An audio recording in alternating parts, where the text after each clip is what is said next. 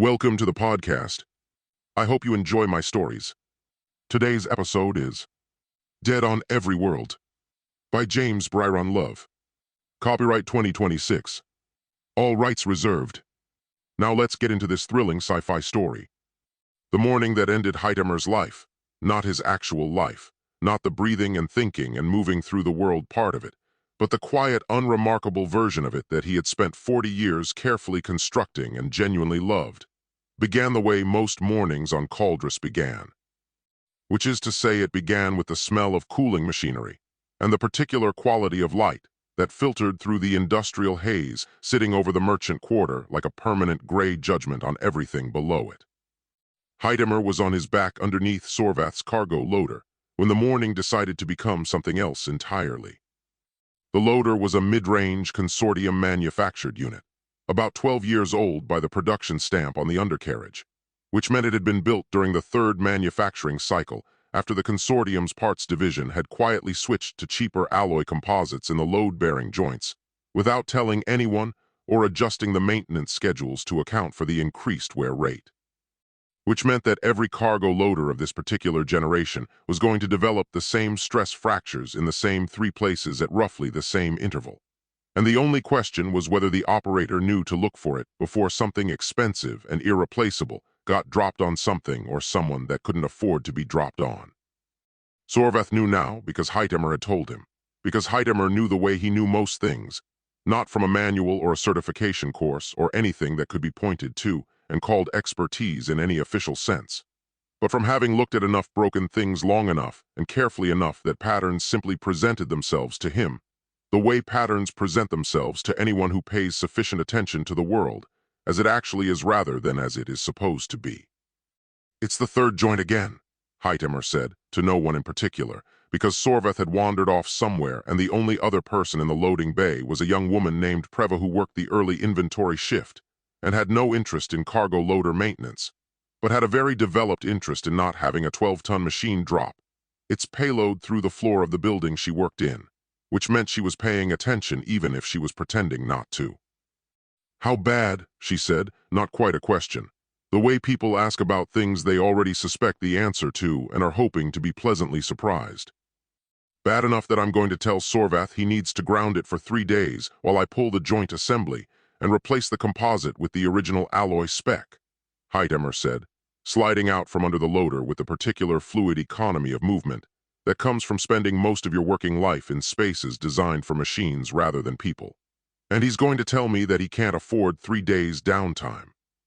And I'm going to tell him he can't afford what happens if this joint fails under a full load. And then we're going to have the same conversation we always have when the real cost of something turns out to be higher than the consortium's marketing materials suggested it would be." Preva smiled at that in a way that suggested the description was accurate to her own experience of how things worked in the merchant quarter, and possibly on Caldress more broadly, and possibly in the universe at large. That was when Sorvath came back, and with him came 3 other people from the adjacent loading bays who had apparently been drawn over by some gravitational property that the words, "the joint failed again," tend to generate in communities of people who all own consortium-manufactured equipment of roughly the same vintage. And the loading bay acquired the informal quality of a gathering without anyone having decided to gather. "Third joint," Sorvath said, looking at the loader with the expression of a man doing arithmetic he doesn't like the answer to. "Third joint," Hytemer confirmed, sitting on an equipment crate and accepting the cup of something hot that Preva produced from somewhere with the casual generosity of someone who understands that difficult conversations go better with something warm in your hands. "Parts are going to cost me," Sorvath said. "Less than the alternative," Hytemer said. "The Consortium Service Center quoted me for the composite replacement last season," said one of the men who had come in from the adjacent bay, a heavyset operator named Drevok who ran a cold storage unit 2 doors down, and had the permanent, slightly aggrieved expression of someone who has been quoted for things by the Consortium Service Center many times. And the number they gave me was so far outside what the job actually costs in materials and labor that I laughed. And then I stopped laughing because I realized they were serious. "They're always serious," Hytemer said, "because the markup on consortium service contracts is where the real money is, not the equipment itself. The equipment is practically a loss leader when you understand the full business model. They sell you the machine at a price that feels reasonable, and then they own your maintenance budget for the life of the unit, because the parts are proprietary and the service network is theirs, and there's no third-party ecosystem, because they've spent 30 years buying out or litigating into closure every independent parts manufacturer who tried to build one. He said this the way he said most things, not as an argument, not as a speech, not as anything that was meant to be more than a plain description of how something worked.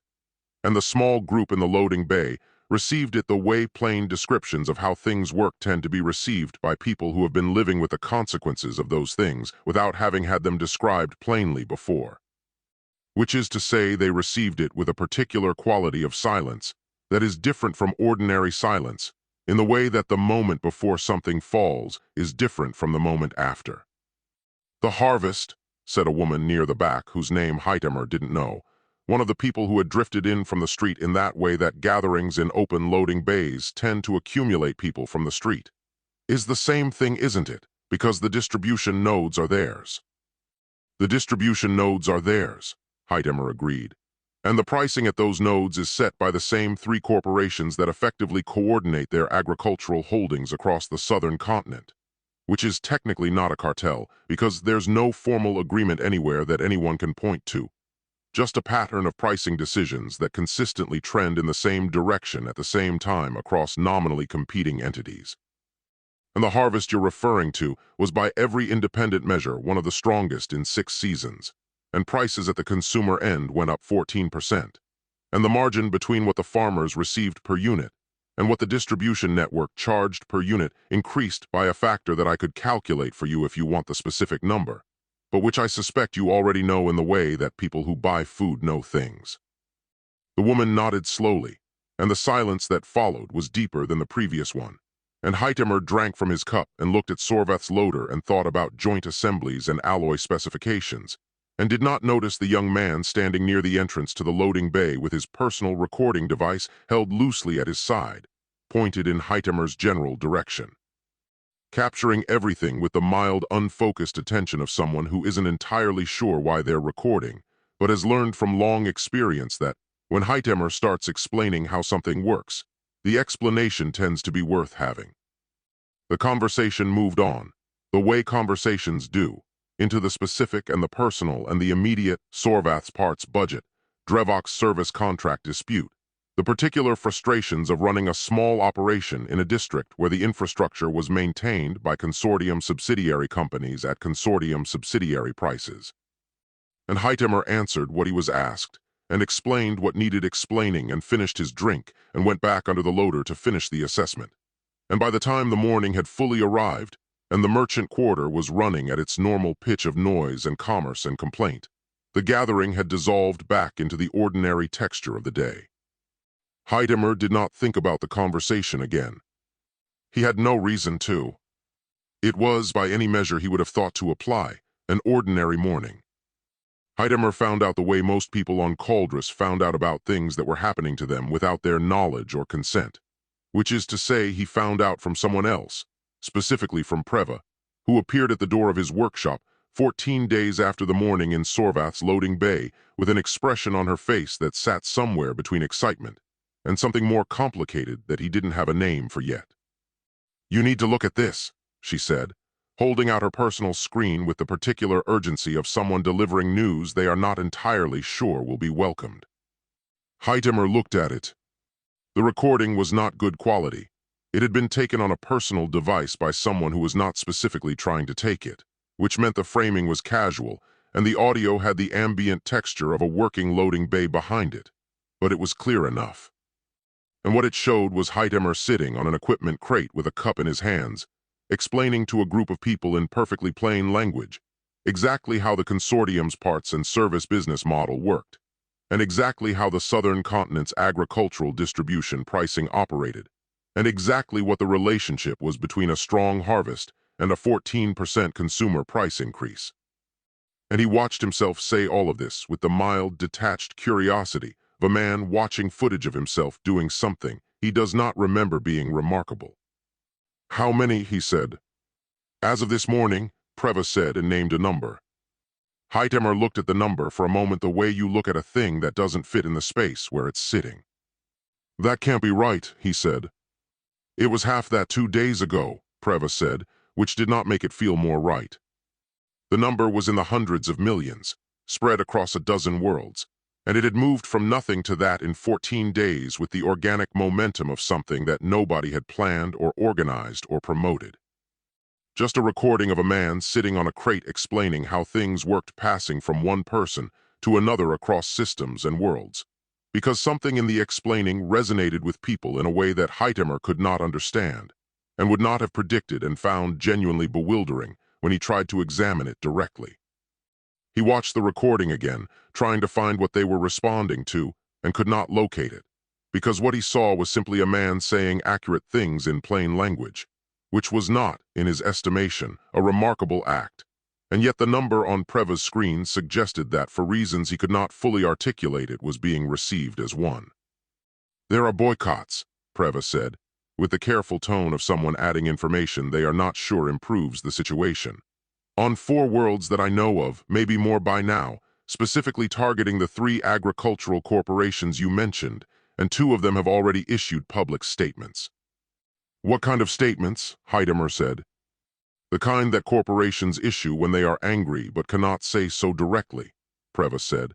"So they said things about misinformation and out-of-context commentary and the complexity of supply chain economics, which I think most people are reading as a confirmation that what you said was accurate." Hytemer set down the screen and looked at his workbench for a moment, at the familiar landscape of tools and components and jobs in progress that constituted the entire sum of what he wanted his days to contain, and felt something shift in the quality of the air around him in a way that had nothing to do with the air, and everything to do with the particular sensation of a life that is about to become unrecognizable, announcing its intention to do so. What he did not know yet, because he had no reason to know it and no access to the information that would have told him, was that the consortium, not one corporation, not 2, but the loose constellation of the galaxy's most economically powerful entities that had no formal name and no recorded agreement and no structure that any legal system could point to and call a thing, had been watching the recordings spread with the focused attention of organizations that employ people whose entire function is to watch for exactly this kind of movement and calculate its financial implications in real time.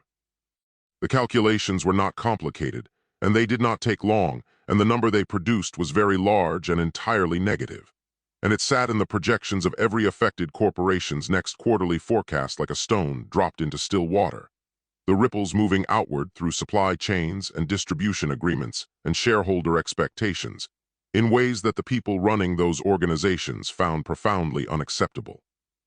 What was also not complicated was the secondary analysis, the one that looked not just at what had already happened, but at what could happen, the projection that modeled what a voice like Hytemer's, with whatever property it possessed that made people receive plain, accurate statements as though they were revelations, could do if it kept speaking on more worlds about more subjects. To more people who had been living with the consequences of consortium pricing models and consortium distribution networks and consortium service contracts, without ever having had any of it described to them in plain, accurate language by someone they inexplicably and immediately trusted. That number was much larger, and the ripples it generated in the projections went much further out, and the people looking at it did not find it unacceptable in the way that unacceptable things are found unacceptable when there are legal and institutional mechanisms available to address them, but in the way that unacceptable things are found unacceptable when the only mechanism available is the one that is not legal and not institutional, and does not appear in any document, but gets used anyway because the alternative is a number that nobody in the room is willing to accept. Hytemer knew none of this yet. He knew that a recording of an ordinary conversation had been watched by an extraordinary number of people, and that boycotts had started on 4 worlds, and that the corporations involved had issued statements that were being read as confirmations. And he knew that Preva was standing in the door of his workshop looking at him with that complicated expression and waiting to see what he was going to do with all of it.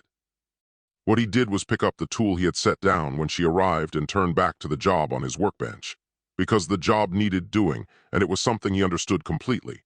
And he said, in the tone of a man trying to locate the edge of something unfamiliar by describing its shape. I didn't say anything that wasn't true, and I didn't say anything that anyone paying attention didn't already know.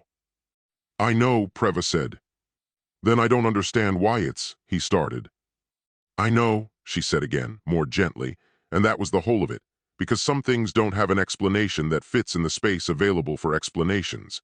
And both of them understood that, and the workshop was quiet for a long moment except for the sound of Hytemer working, which was the sound of a man holding on to the last few hours of a life that was already, without his knowledge or consent, becoming something else entirely. The man who came to Hytemer's workshop 3 days later was named Korvath, and he was the closest thing Hytemer had to a friend in the way that some people have friends who are less about warmth and shared history, and more about a mutual recognition of how the world actually works that makes conversation between them efficient and honest in a way that conversation with most people is not, which both of them valued more than warmth and possibly more than they would have admitted. Korvath worked in logistics, which on Caldrus meant he worked in the part of the economy that the consortium's distribution network had not yet fully absorbed, the shrinking independent middle layer between raw production and controlled distribution, and which meant he spent his working life interfacing with consortium systems and consortium personnel and consortium pricing structures in ways that had given him a particular education in how those systems operated at the level below the public-facing layer, the level where the decisions that produced the public-facing layer were actually made.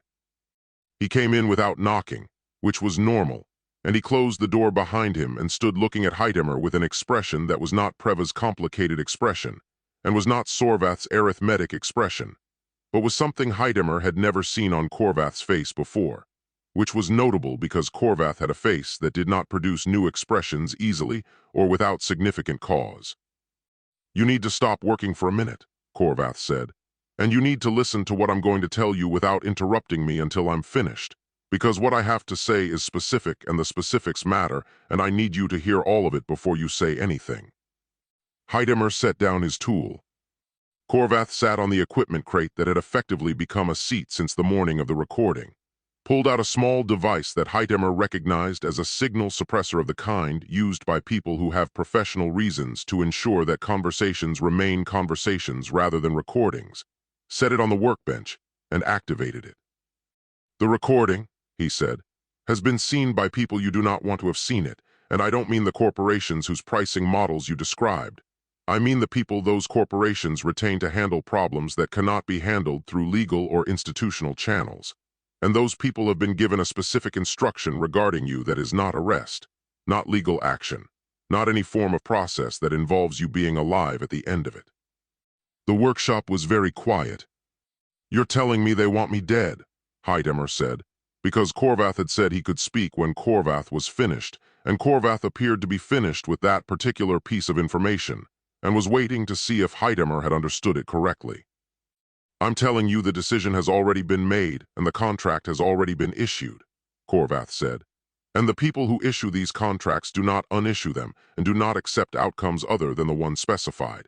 And the one specified is not your silence or your cooperation or your relocation to somewhere inconvenient. It is your permanent removal from any situation in which you could speak to anyone about anything ever again. Because of one conversation, Hytemer said, and he heard in his own voice the same bewilderment he had felt looking at the number on Preva's screen, the same inability to make the scale of the response fit the scale of the thing that had produced it. Not because of the conversation, Korvath said, with the careful precision of someone making a distinction that matters enormously. Because of what you are, which is something they have apparently been able to determine in ways I don't fully understand, but which was explained to me by the person who got me this information at considerable personal risk, and what you are, as best I can translate it, is someone whose particular biology produces in other people an involuntary and essentially irresistible inclination to trust and believe and act on what you say. And that property does not go away because you stop talking. It is present in every conversation you have ever had, and every conversation you will ever have on any world with any person.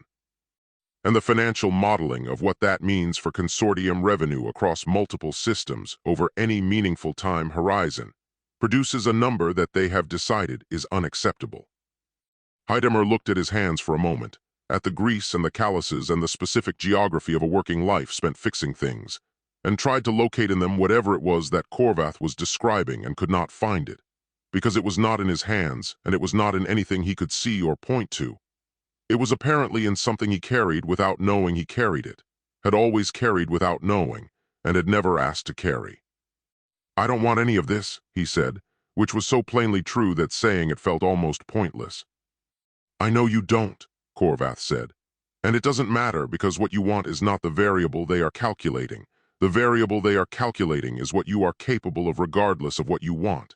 And the answer to that calculation is why I am sitting in your workshop with a signal suppressor telling you that you have perhaps 2 days before the people they have sent arrive on Caldris and begin looking for you in earnest." 2 days, Hytemer said. "Perhaps," Korvath said. "I want to be precise about the uncertainty because I think precision matters more than comfort right now." There was a long silence between them that had the quality of two people standing at the edge of something looking down into it together. And then Hytemer asked the question that was underneath all the other questions, the one that the rest of them were arranged around like furniture, arranged around the thing in the room that nobody wants to look at directly. "Can I come back?" he said. "At some point, is there a version of this where I come back?" Korvath looked at him with the honest eyes of someone who has decided that honesty is the only thing worth offering in a moment like this one, and said nothing for long enough that the nothing was its own answer, and then said, "I have an arrangement that can get you off Caldris, and I have been working on it since I received this information because I knew before I came here what your answer was going to be even if you didn't yet. And we need to move quickly and quietly, and we need to begin tonight." Hytemer looked around his workshop one more time, at the tools and the jobs in progress and the entire ordinary texture of the life he had built in this space over many years. And then he looked at Korvath and nodded once. And that was the end of the life he had known, and the beginning of whatever came next, and neither of them said anything more about coming back. The arrangement Korvath had made was not elegant, which Korvath acknowledged freely and without apology because elegance was not what the situation called for, and pretending otherwise would have been a waste of the time they did not have. And what it was instead was functional and fast, and built from the kind of connections that exist in the logistical middle layer of any economy, where the official channels are owned by one entity, and the people who work around those channels have spent years developing unofficial ones out of pure operational necessity. They left the workshop after dark, Hytemer carrying nothing that could be traced and very little that couldn't be, because Korvath had been specific about this in the way he had been specific about everything, telling him that the weight of what you carry when you are being hunted is measured not in mass, but in identifiability, and that everything Hytemer owned that connected him to the name Hytemer needed to stay in the workshop and become someone else's problem or no one's problem but not his. Hytemer left anyway. He was not sentimental about objects, but he was honest enough with himself to understand that leaving them was its own kind of statement about the permanence of what was happening. And he made it without looking back, because looking back at things you are leaving permanently is a habit that serves memory and not survival. And he had already decided, in the quiet internal way that he decided most things, that survival was the priority and memory would have to take care of itself. The route Korvath took them through was the back geography of the merchant quarter, the service corridors and loading access points and maintenance passages that exist behind and beneath every commercial district, and that are effectively invisible to anyone who has no operational reason to know they exist. And Korvath moved through them with the confidence of someone for whom they were simply the normal texture of working life, pausing at intervals to check something on his device and adjust their direction with small, efficient course corrections that he did not explain, and Hytemer did not ask about, because Korvath's precision had already established itself as trustworthy, and questions would only slow them down. They were 40 minutes from the workshop, and moving through a transit junction 2 levels below the main commercial district, when Korvath stopped and held up one hand, and went very still in the particular way that people go still when they have heard or seen or sensed something that their body has registered before their mind has finished processing it. Hytemer stopped. The junction was a wide, low-ceilinged space where several service corridors intersected around a central equipment hub, poorly lit in the way of spaces designed for machines rather than people. And for a moment, there was nothing in it but the two of them and the ambient mechanical noise of the district's infrastructure operating around them in the walls and ceiling and floor. Then there were 3 other people in it. They came from 2 of the corridor entrances simultaneously, which meant they had known the route or had predicted it, and they moved with the smooth, unhurried efficiency of people who are very good at their work and know it and have no need to perform urgency because the outcome is not in question in their assessment. And Hytemer understood in the same instant that he understood most things, immediately and completely, and without the comfort of uncertainty. Exactly who they were, and what the specific instruction was that they had been given. Korvath said his name once, very quietly, in a tone that communicated an entire paragraph of information in a single word, and then he did something that Hytemer had not anticipated and could not have predicted, and which rearranged in a single moment every calculation he had been making about the evening and its likely outcomes. He stepped between Hytemer and the 3 people from the corridors. Not as a gesture, not as a momentary obstruction, but as a position he was taking and intended to hold, and he looked back at Hytemer over his shoulder with the honest eyes that had looked at him across the workshop earlier and said, with the same precise economy he brought to everything, "There is a freight carrier at Junction 9, Level 3.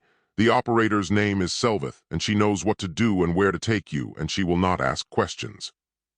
And you need to go now, and you need to go without stopping and without looking back, and I need you to understand that this is the arrangement working exactly as I designed it to work." "Korvath," Hytemer said. "Go," Korvath said, in the tone of a man who has made a decision that is finished and does not require discussion, and turned back to face the 3 people from the corridors with the signal suppressor still in his hand and nothing else. And Hytemer stood for one more second in the grip of something that was not hesitation exactly, but was the specific sensation of understanding the full cost of a thing in the moment before you pay it. And then he went.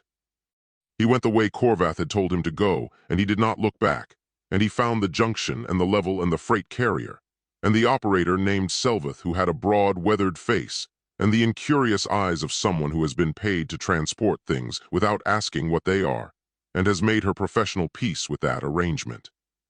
And she looked at him once and said, "Bay 4, and nothing else, and he got in, and the carrier moved, and Cauldress began to fall away beneath him in the way that things fall away when you are leaving them for the last time, which is different from every other kind of falling away in a manner that is impossible to describe to anyone who has not experienced it, and immediately recognizable to anyone who has. He did not know for certain what had happened in the junction below the merchant quarter, and he did not allow himself to construct a detailed picture of it, because the picture his mind wanted to build was one he could not afford to carry in the hours and days immediately ahead of him.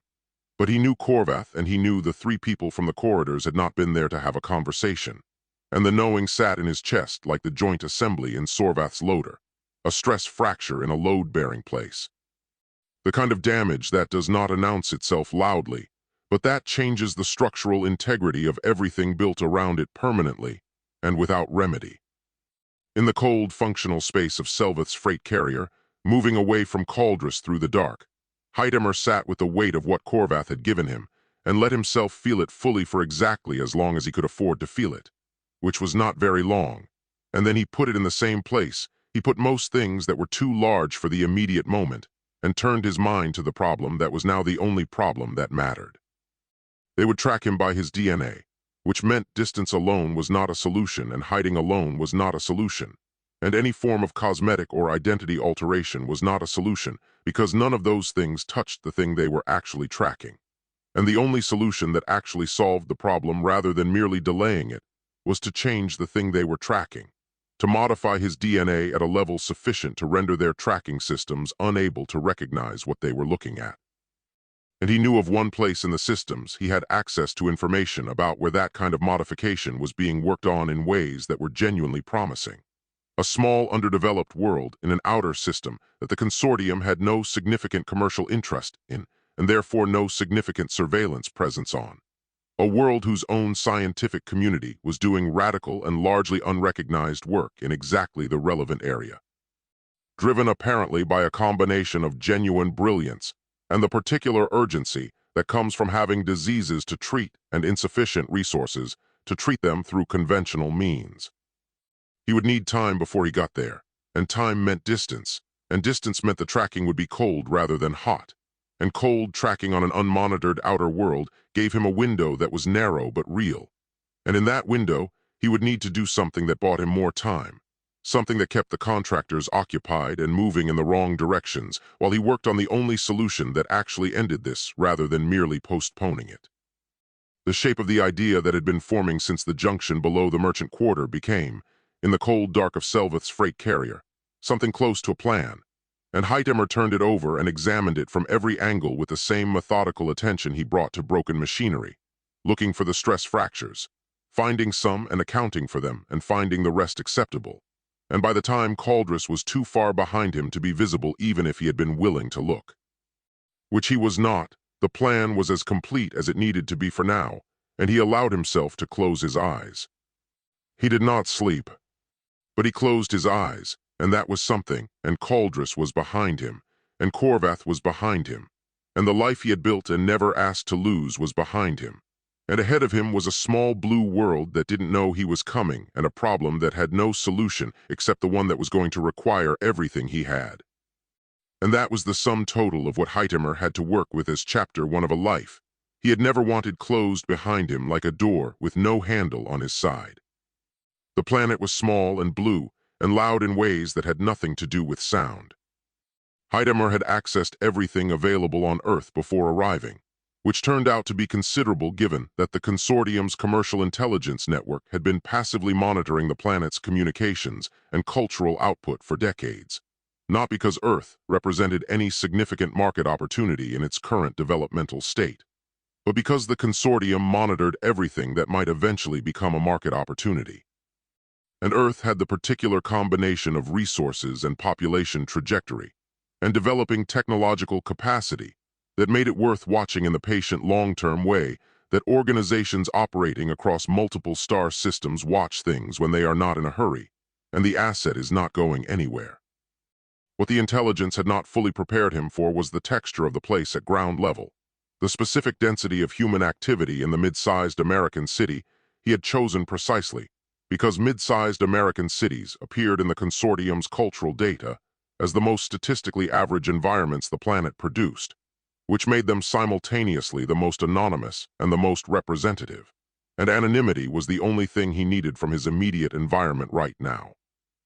He had arrived through channels that required no documentation and left no record, moving through the logistical invisible layer that exists on every sufficiently developed world between the official entry infrastructure and the actual flow of things and people that the official infrastructure cannot fully account for, a layer he had learned to navigate on Caldress, and which operated on Earth on recognizable principles even if the specific mechanics were different.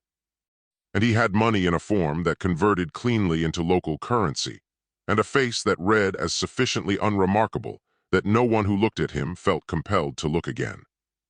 The room he found was on the 3rd floor of a building that had seen better decades, managed by a man who asked no questions because the cash deposit Hytemer offered was large enough to make questions feel impolite.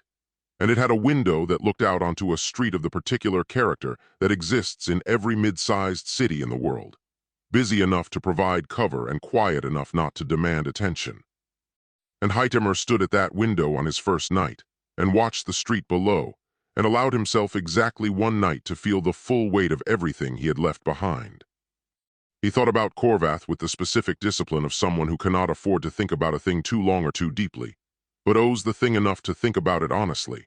And what he thought was that Corvath had known exactly what he was doing, and had done it with the same precise economy he brought to everything, and had not wanted to be thanked for it or talked out of it, and that the best thing Hytemer could do with what Corvath had given him was use it fully and not waste it. And that was both true and insufficient, and he knew it and sat with the insufficiency for the length of one night, and then put it away in the morning.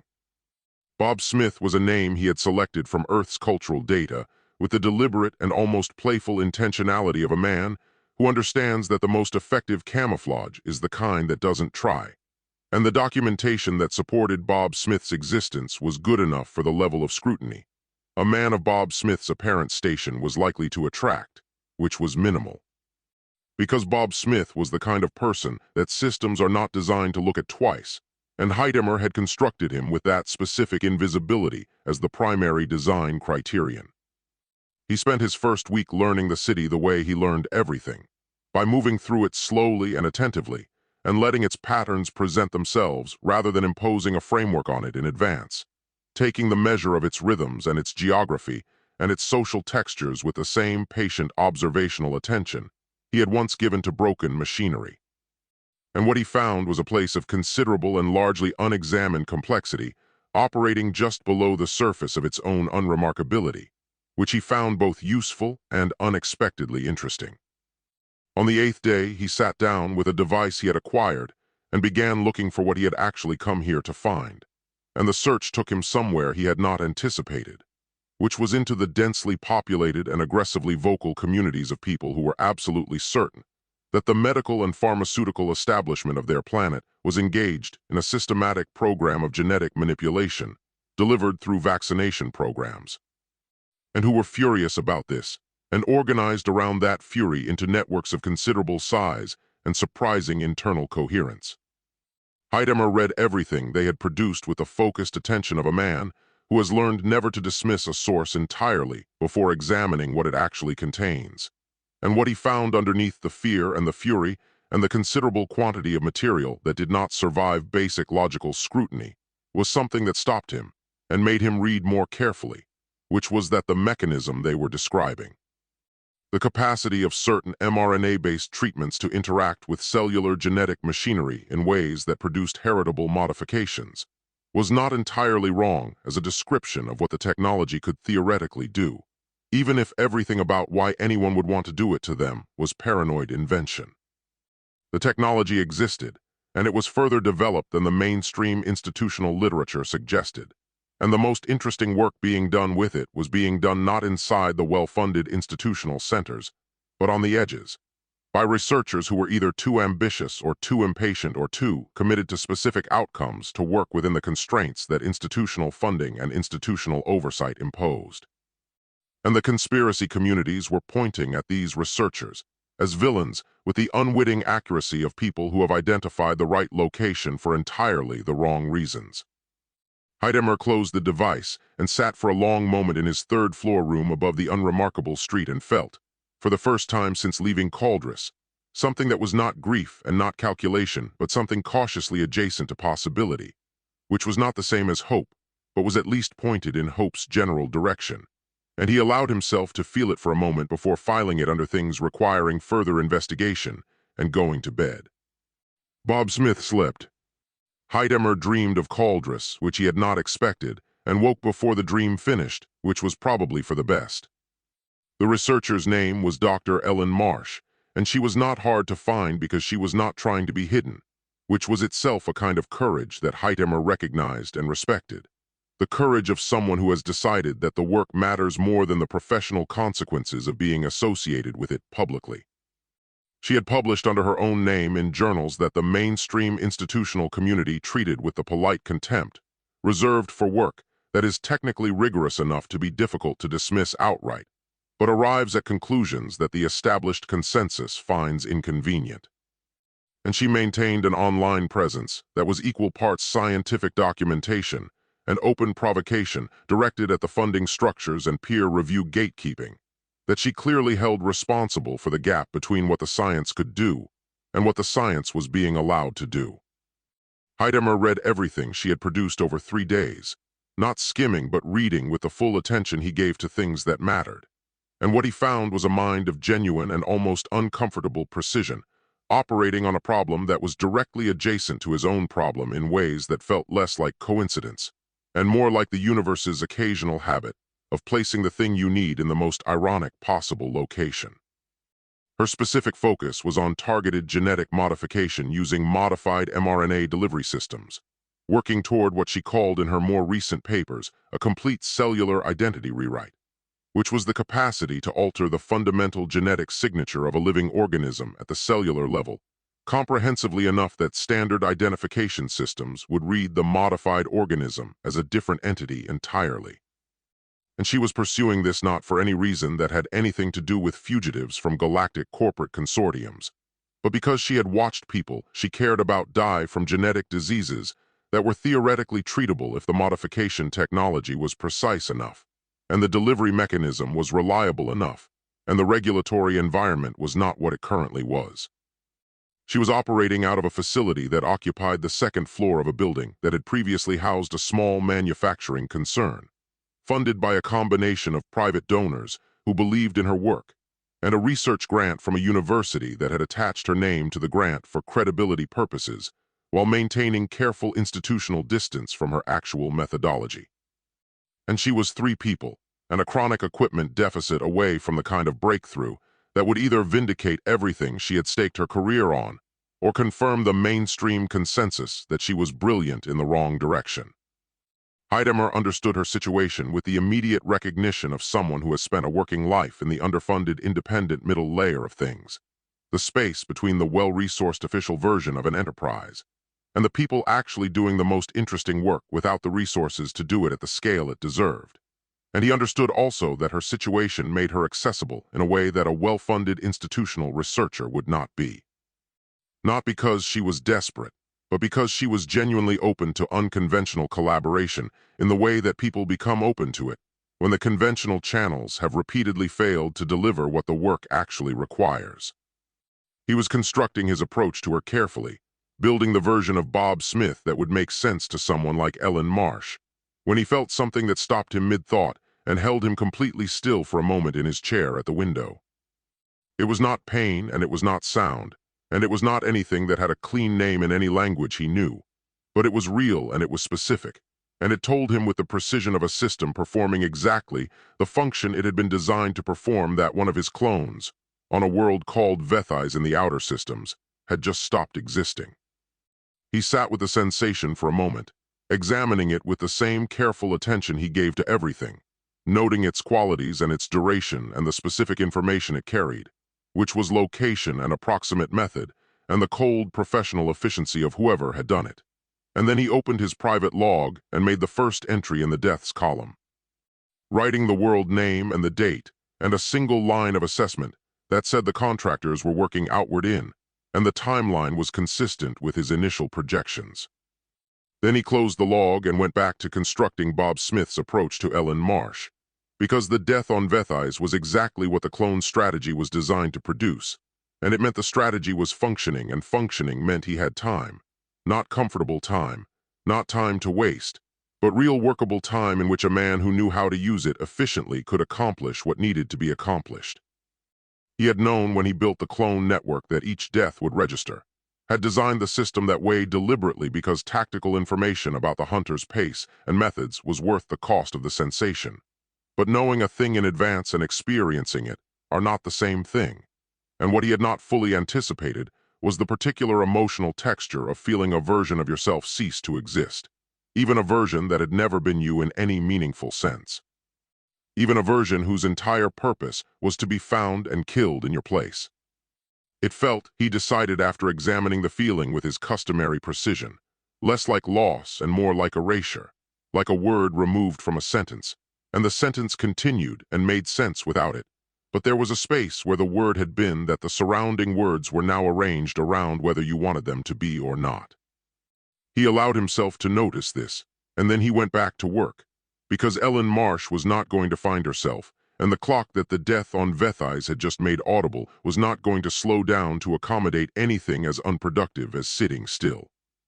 The second and third deaths came within 6 hours of each other, both on outer worlds that Hytemer had seeded specifically, because they were on the most logical search vectors from Cauldrus, positioned to be found in exactly the sequence a methodical contractor working from consortium intelligence would find them.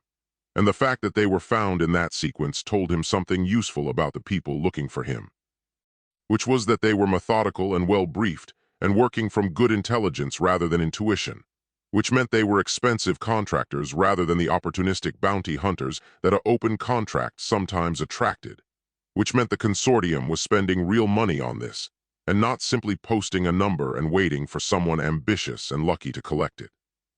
He felt each death with slightly more clarity than the first one, which he had anticipated based on his theoretical understanding of how the resonance system worked, but which was still unpleasant to confirm empirically. And he sat with each one long enough to extract whatever tactical information it contained, and then made his log entries with the same precise economy and went back to what he was doing, which by this point was no longer just preparation, but active movement toward Ellen Marsh's facility, with the specific intentionality of a man who has finished planning and started executing. He had constructed Bob Smith's cover story with care and internal consistency, building it around a background in theoretical biology and independent research that was plausible without being verifiable through any channel that Ellen Marsh was likely to access. And he had prepared for the conversation by reading not just her published work, but everything adjacent to it. The papers she cited, and the papers that cited her, and the specific debates within the fringe research community about the limits and possibilities of mRNA-based genetic modification, until he understood the landscape of her work well enough to navigate it credibly without claiming expertise he would be unable to demonstrate under scrutiny.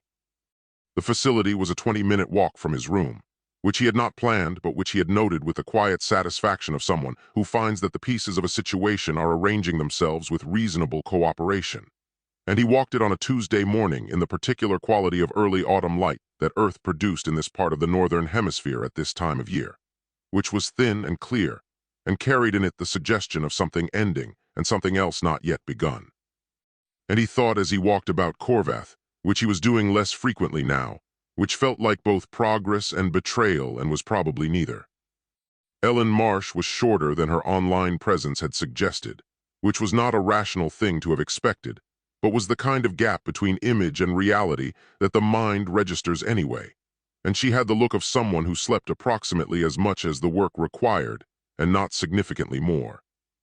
And she looked at him across the reception area of her facility, with the frank evaluative gaze of someone who has been approached by enough people with enough different agendas to have developed a rapid and fairly accurate initial sorting mechanism.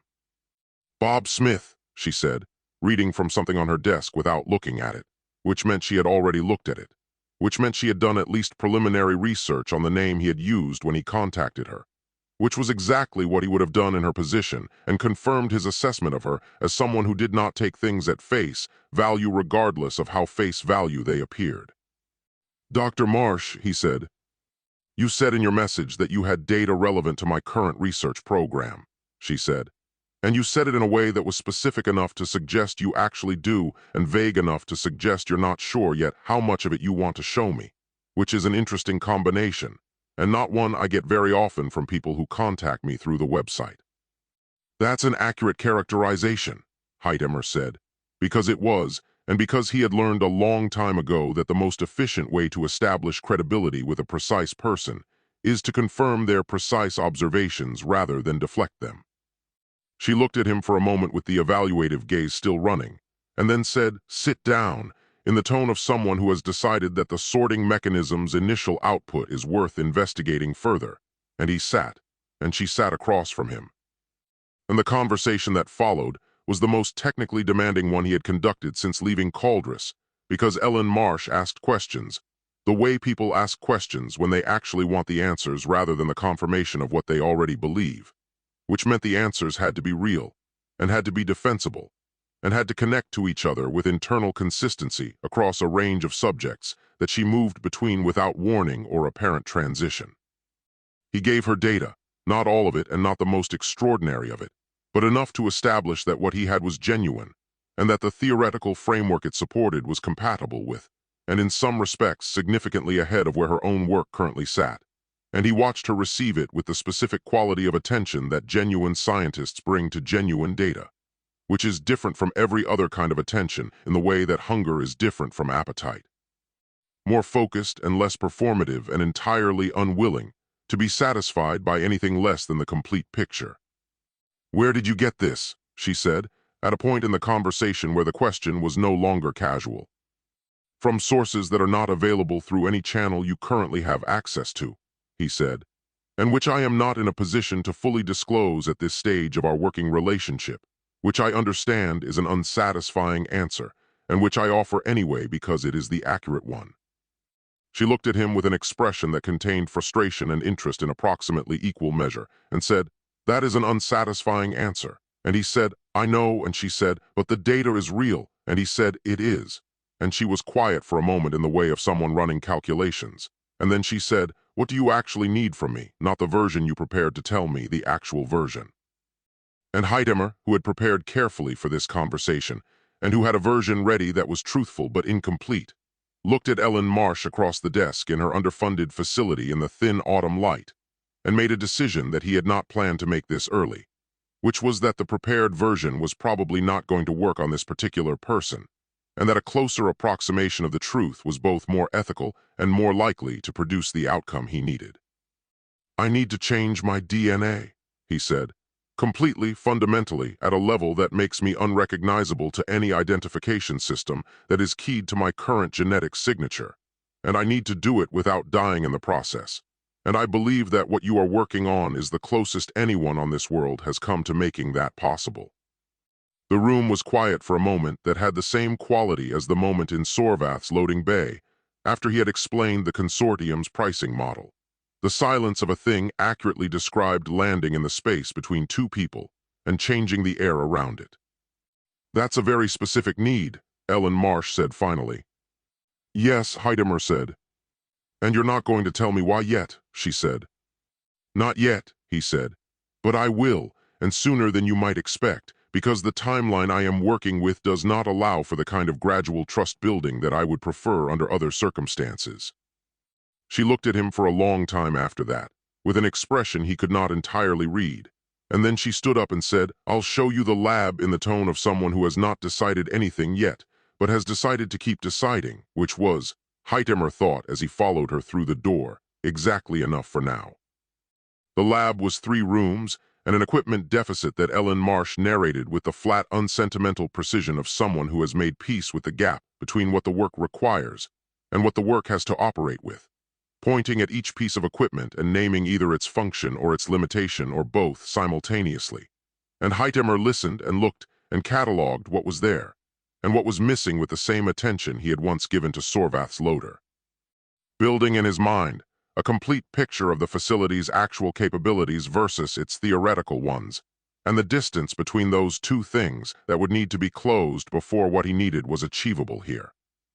The distance was considerable but not impossible, which was the most honest assessment he could make, and which he kept to himself for now because Ellen Marsh did not yet need his assessment of her facility's limitations. She needed his data and his theoretical framework, and the specific credibility that the combination of those two things would give their collaboration in the eyes of anyone looking at it from outside. And she needed those things before she needed anything else from him. The sequencing array is the primary constraint, she said, stopping in front of a machine that occupied most of the second room's available floor space, and had the look of something that had been assembled from components that were not originally designed to work together, but had been persuaded into cooperation through a combination of technical ingenuity and what appeared to be a non-trivial quantity of precisely applied mechanical intervention. Because what I need it to do and what it was built to do overlap in some areas, and not in others, and the areas where they don't overlap are exactly the areas that matter most for the complete cellular rewrite. What would close that gap? Hytemer said. She named 3 pieces of equipment with the specificity of someone who has thought about this question at length and arrived at a precise answer, and named also the approximate cost of each, and looked at him while she named the costs with the evaluative gaze still running, and he understood that this was also a question, not about whether he had the money, but about what his response to the number would tell her about what he actually was, and what his actual investment in this collaboration was going to be. I can get those, he said.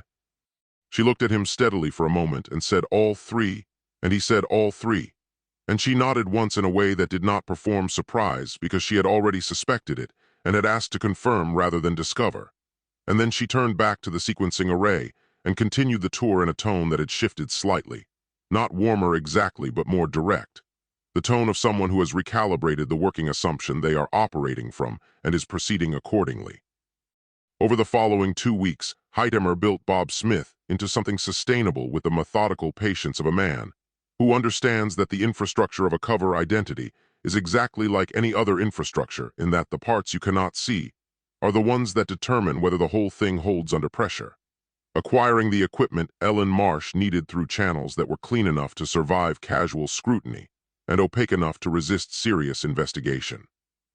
establishing a physical presence in the city that had the texture of someone who had been there long enough to have a dry cleaner and a preferred coffee shop, and a nodding acquaintance with the man who ran the hardware store 2 blocks from his room. None of which he had any personal interest in, but all of which contributed to the specific invisibility of someone who belongs somewhere rather than someone who is hiding somewhere. And the difference between those two things was not subtle to anyone trained to look for it. He checked his clone network daily with the systematic attention of someone monitoring a perimeter, noting the status of each remaining decoy across the outer worlds and the mid-range systems, and the 2 he had placed on worlds close enough to Earth's region to serve as early warning nodes when the search pattern contracted to the point where early warning became relevant, and the network held, the remaining clones registering as present and undiscovered. The consortium's contractors apparently still working through the outer systems, with the methodical inward progression he had mapped from the first 3 deaths. The equipment arrived, and Ellen Marsh installed it with a focused efficiency that confirmed everything his assessment of her had suggested. And the facility's capabilities shifted in ways that were immediately apparent in the quality of the work they began doing together in the evenings, after the one other researcher who worked with her had gone home. In the specific productive intensity of 2 people, who are both genuinely good at what they do working on a problem that is genuinely difficult and genuinely worth solving. She had not asked again about why he needed what he needed, which he understood was a deliberate professional courtesy extended on a temporary basis, and not an abandonment of the question. And he was preparing for the conversation that would eventually be necessary with the same care he brought to everything, building toward it incrementally in the small, honest exchanges that accumulated between people working closely together. Letting her develop a sense of who he actually was beneath the Bob Smith construction, before he asked her to absorb the information that would make the construction irrelevant. What he had not fully prepared for was how much he found himself looking forward to the evenings in the lab, which was an unexpected data point about his own internal state that he examined with some care and concluded was less about Ellen Marsh, specifically, and more about the experience of working alongside someone who was genuinely excellent at something that genuinely mattered. Which was something he had not had since Caldress, and whose absence he had apparently been carrying without fully registering its weight until the weight was partially lifted. He noted this in his private log in the same section where he kept the clone death records, not because it was tactical information, but because he had decided when he started the log that honest record-keeping required including things that were true even when they were not useful, and the fact that Bob Smith was becoming someone Hytemer had not entirely planned for him to be was true, and it seemed worth writing down somewhere, even if he could not yet see what it meant for anything that came next. The last entry he made that night, before closing the log and looking out the window at the street below that he had spent enough weeks watching to know its rhythms almost as well as he had known the merchant quarters, was a single line that said the outer network was holding, and the timeline was intact, and the work was progressing. And then underneath that, in the same precise handwriting, a second line that said Korvath would have found this situation either very funny or completely unsurprising. And he was not certain which, and the uncertainty was somehow the most honest thing he had written in weeks. The evening sessions in Ellen Marsh's lab had developed their own rhythm over the 3 weeks since Hytemer had acquired the equipment, a pattern of work and conversation that moved between the intensely technical and the unexpectedly personal in the way that late-night collaborative work tends to do when the people involved are both honest by disposition and too tired to maintain the careful boundaries that daylight hours encourage. He was running a sequencing analysis on a modified delivery vector when she said, without looking up from her own screen, "You know what bothers me most about the mainstream rejection of this work?" "Tell me," he said. "It's not that they think I'm wrong," she said, "because wrong is a legitimate scientific position and I can argue with wrong all day. It's that they think the question itself is inappropriate, like asking whether complete cellular genetic rewrite is achievable is somehow an irresponsible thing to want to know. And I find that more frustrating than any specific technical objection they've ever raised." "Because the question is neutral," Hytemer said. "The question is completely neutral," she said. "And the answer, whatever it turns out to be, is neutral, and the only thing that isn't neutral is what you do with the answer. And somehow the entire establishment has decided to manage that problem by refusing to pursue the answer, which is not science, it's risk management dressed up as ethics." On other, he started and stopped. She looked up. On other what, she said. In other fields, he said, the same pattern exists where the question gets treated as the problem rather than the application. She looked at him for a moment with the evaluative gaze that he had come to recognize as her default mode of processing information she found interesting. And then she went back to her screen and said, "You do that sometimes." "Do what?" he said. "Start a sentence one way and finish it a different way," she said, "like you've caught yourself about to say something you haven't decided to say yet." He was quiet for a moment, running the analysis forward and watching the output accumulate with genuine interest, because the vector modification they were testing was producing results that were better than either of them had projected. And then he said, "That's an accurate observation." "I'm not trying to push you," she said. "I want to be clear about that. I'm not asking you to tell me things before you're ready to tell them. I'm just letting you know that I notice, because I think you should know that someone notices." "I appreciate that," he said, and meant it in a way that was slightly larger than the words contained, which she appeared to understand because she nodded once and let it sit. They worked in silence for a while after that, the comfortable kind that accumulates between people who have spent enough hours in the same room working on the same problem to have stopped needing to fill the quiet with noise. And then Hytemer said, "This vector is performing above projection." She leaned over to look at his screen, and he watched her read the output with the focused hunger of someone receiving information they have been working toward for a long time. And her expression moved through several things in quick succession before settling into something that was cautiously and precisely pleased. "Significantly above," she said. "By a factor that changes our timeline," he said. "In which direction?" she said. And the question had an edge to it that was not anxiety exactly, but was the specific tension of someone who has been disappointed by promising results often enough to have learned not to assume which direction the change runs. "Favorable," he said. "If the next 3 trials hold at this level, we are looking at a modified schedule that is weeks shorter than the current projection." She sat back and looked at the screen for another moment, and then looked at him and said, "How is your theoretical background so specifically applicable to exactly what I'm working on? Because I've been thinking about that since our first conversation, and I haven't found an explanation that fully satisfies me." "What explanations have you considered?" he said. "That you've been following my published work for long enough to have tailored your approach to fit it," she said, "which is possible but feels slightly too convenient, or that you're working on the same problem from a different angle and our convergence is genuine, which I find more plausible but which raises questions about what your angle actually is and where it comes from." "The second explanation is closer," he said. "Closer isn't the same as correct," she said. "No," he said, "it isn't." She looked at him steadily across the lab bench with an expression that contained patience and its limits in equal measure and said, "Bob, I've built 3 pieces of expensive equipment into my facility based on your data and your word. And the data is real, and the equipment works, and the results tonight are genuinely exciting. And I am not asking you to justify any of that because the work justifies itself. But I am going to tell you plainly that I am a person who needs to understand what she is working on and why and for whom. And I think we are getting close to the point where a partial answer is not going to be sufficient anymore." The lab was quiet except for the sequencing array running its analysis with the steady mechanical patience of a machine doing exactly what it was designed to do. And Hytemer looked at Ellen Marsh across the bench and understood that she was right about the point they were approaching, and that the prepared partial answer he had been carrying was not going to survive contact with a direct question from this particular person. "You're right," he said, "and I'm going to tell you more than I had planned to tell you at this stage. Not because you've pushed me into it, but because you've earned it, and because the work we're doing deserves honesty from both of us." She folded her hands on the bench in the posture of someone preparing to listen carefully and said, "All right.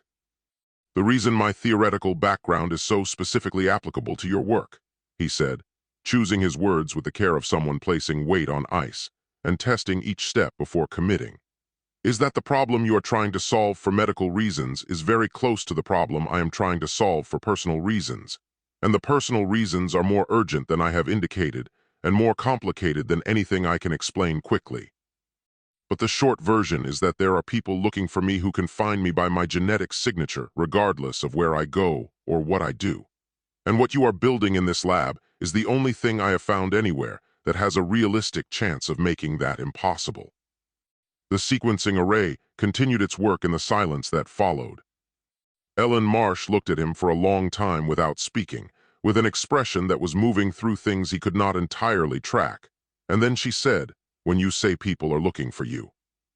"I mean professionals," he said, "contracted specifically for that purpose, and their instructions are not to find me and detain me or find me and question me. Their instructions are considerably more final than that." "How many people?" she said. "Currently," he said, "more than I am comfortable with and fewer than there will eventually be."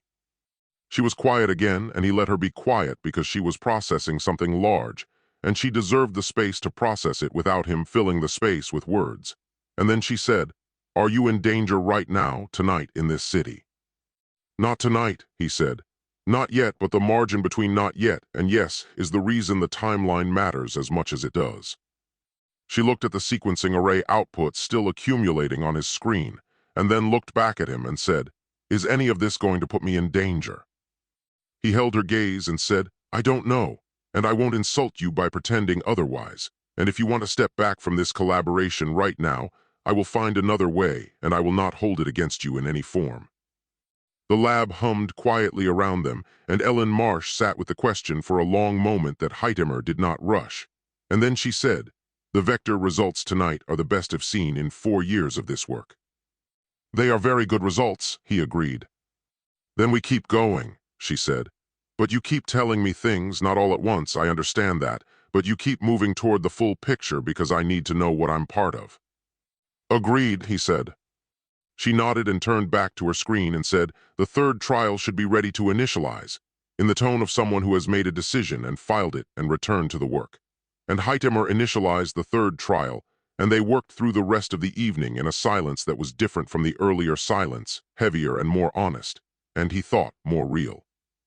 The fourth and fifth deaths came on a Tuesday, 3 hours apart, and Hytemer felt both of them while he was sitting in Ellen Marsh's lab running a sequencing trial that required his attention, and got considerably less of it than it deserved for approximately 4 minutes each time. The first one dropped him forward onto the bench with both hands flat on the surface and his eyes closed, and Ellen looked up and said, "What just happened?" "Give me a moment," he said. She gave him the moment without filling it, which he was grateful for, and when he straightened up, she was still looking at him with the evaluative gaze running at full capacity and said, "That was not a medical episode." "No," he said. "Are you going to tell me what it was?" she said. "Not tonight," he said, "but soon." She held his gaze for a beat longer than comfortable and then went back to her screen, and he went back to the trial, and 3 hours later it happened again, and this time she simply watched him come through it and said nothing at all, which was somehow more pointed than a question would have been. After the second one, he sat quietly and ran the information each death had carried through his mind with the systematic attention of someone reading a report they would rather not be reading, but cannot afford to misinterpret. And what the information told him was that the contractors were no longer working exclusively through the outermost systems, but had begun moving through the mid-range worlds, which meant the search pattern had contracted faster than his initial projection had allowed for, and the timeline he had revised upward after the good vector results needed to be revised again, this time in the less comfortable direction. He went home that night and pulled up his clone network map and looked at it for a long time with the specific quality of attention he reserved for problems where the variables were moving faster than the solutions. The map showed 17 clones remaining across 9 worlds, distributed in a pattern he had designed to suggest a fugitive moving unpredictably rather than a fugitive moving toward a specific destination. And the pattern had been working because the deaths so far had followed the distribution rather than collapsing toward any particular vector. But the fifth death tonight had been on a world that was not on the outermost ring or the mid-range ring, but was one step further in than he had expected them to reach this quickly. And one step further in meant the contraction rate was accelerating. And accelerating meant someone had either improved their methodology or increased their resources or both. He marked the death on the map and drew the projected contraction pattern forward from the current pace and looked at where the lines converged and felt something that was not quite fear, but occupied the same general neighborhood. the specific sensation of a margin that was workable becoming a margin that required everything to go right rather than merely most things. The following morning he arrived at the lab earlier than usual and found Ellen already there, which was not unusual, and she looked up from her screen and said, "You look like you didn't sleep." "I slept adequately," he said. "That's not the same as well," she said. "No," he said, "it isn't." He set up his workstation and pulled up the trial results from the previous evening, and was genuinely pleased by what he found there, which was that the third vector trial had held at the same performance level as the first two, which meant the timeline improvement was real and not an anomaly, and he carried that information over to where Ellen was working and set it in front of her without comment. She read it and said, "This is holding." "Consistently," he said. "Then I want to start talking about the actual modification protocol," she said.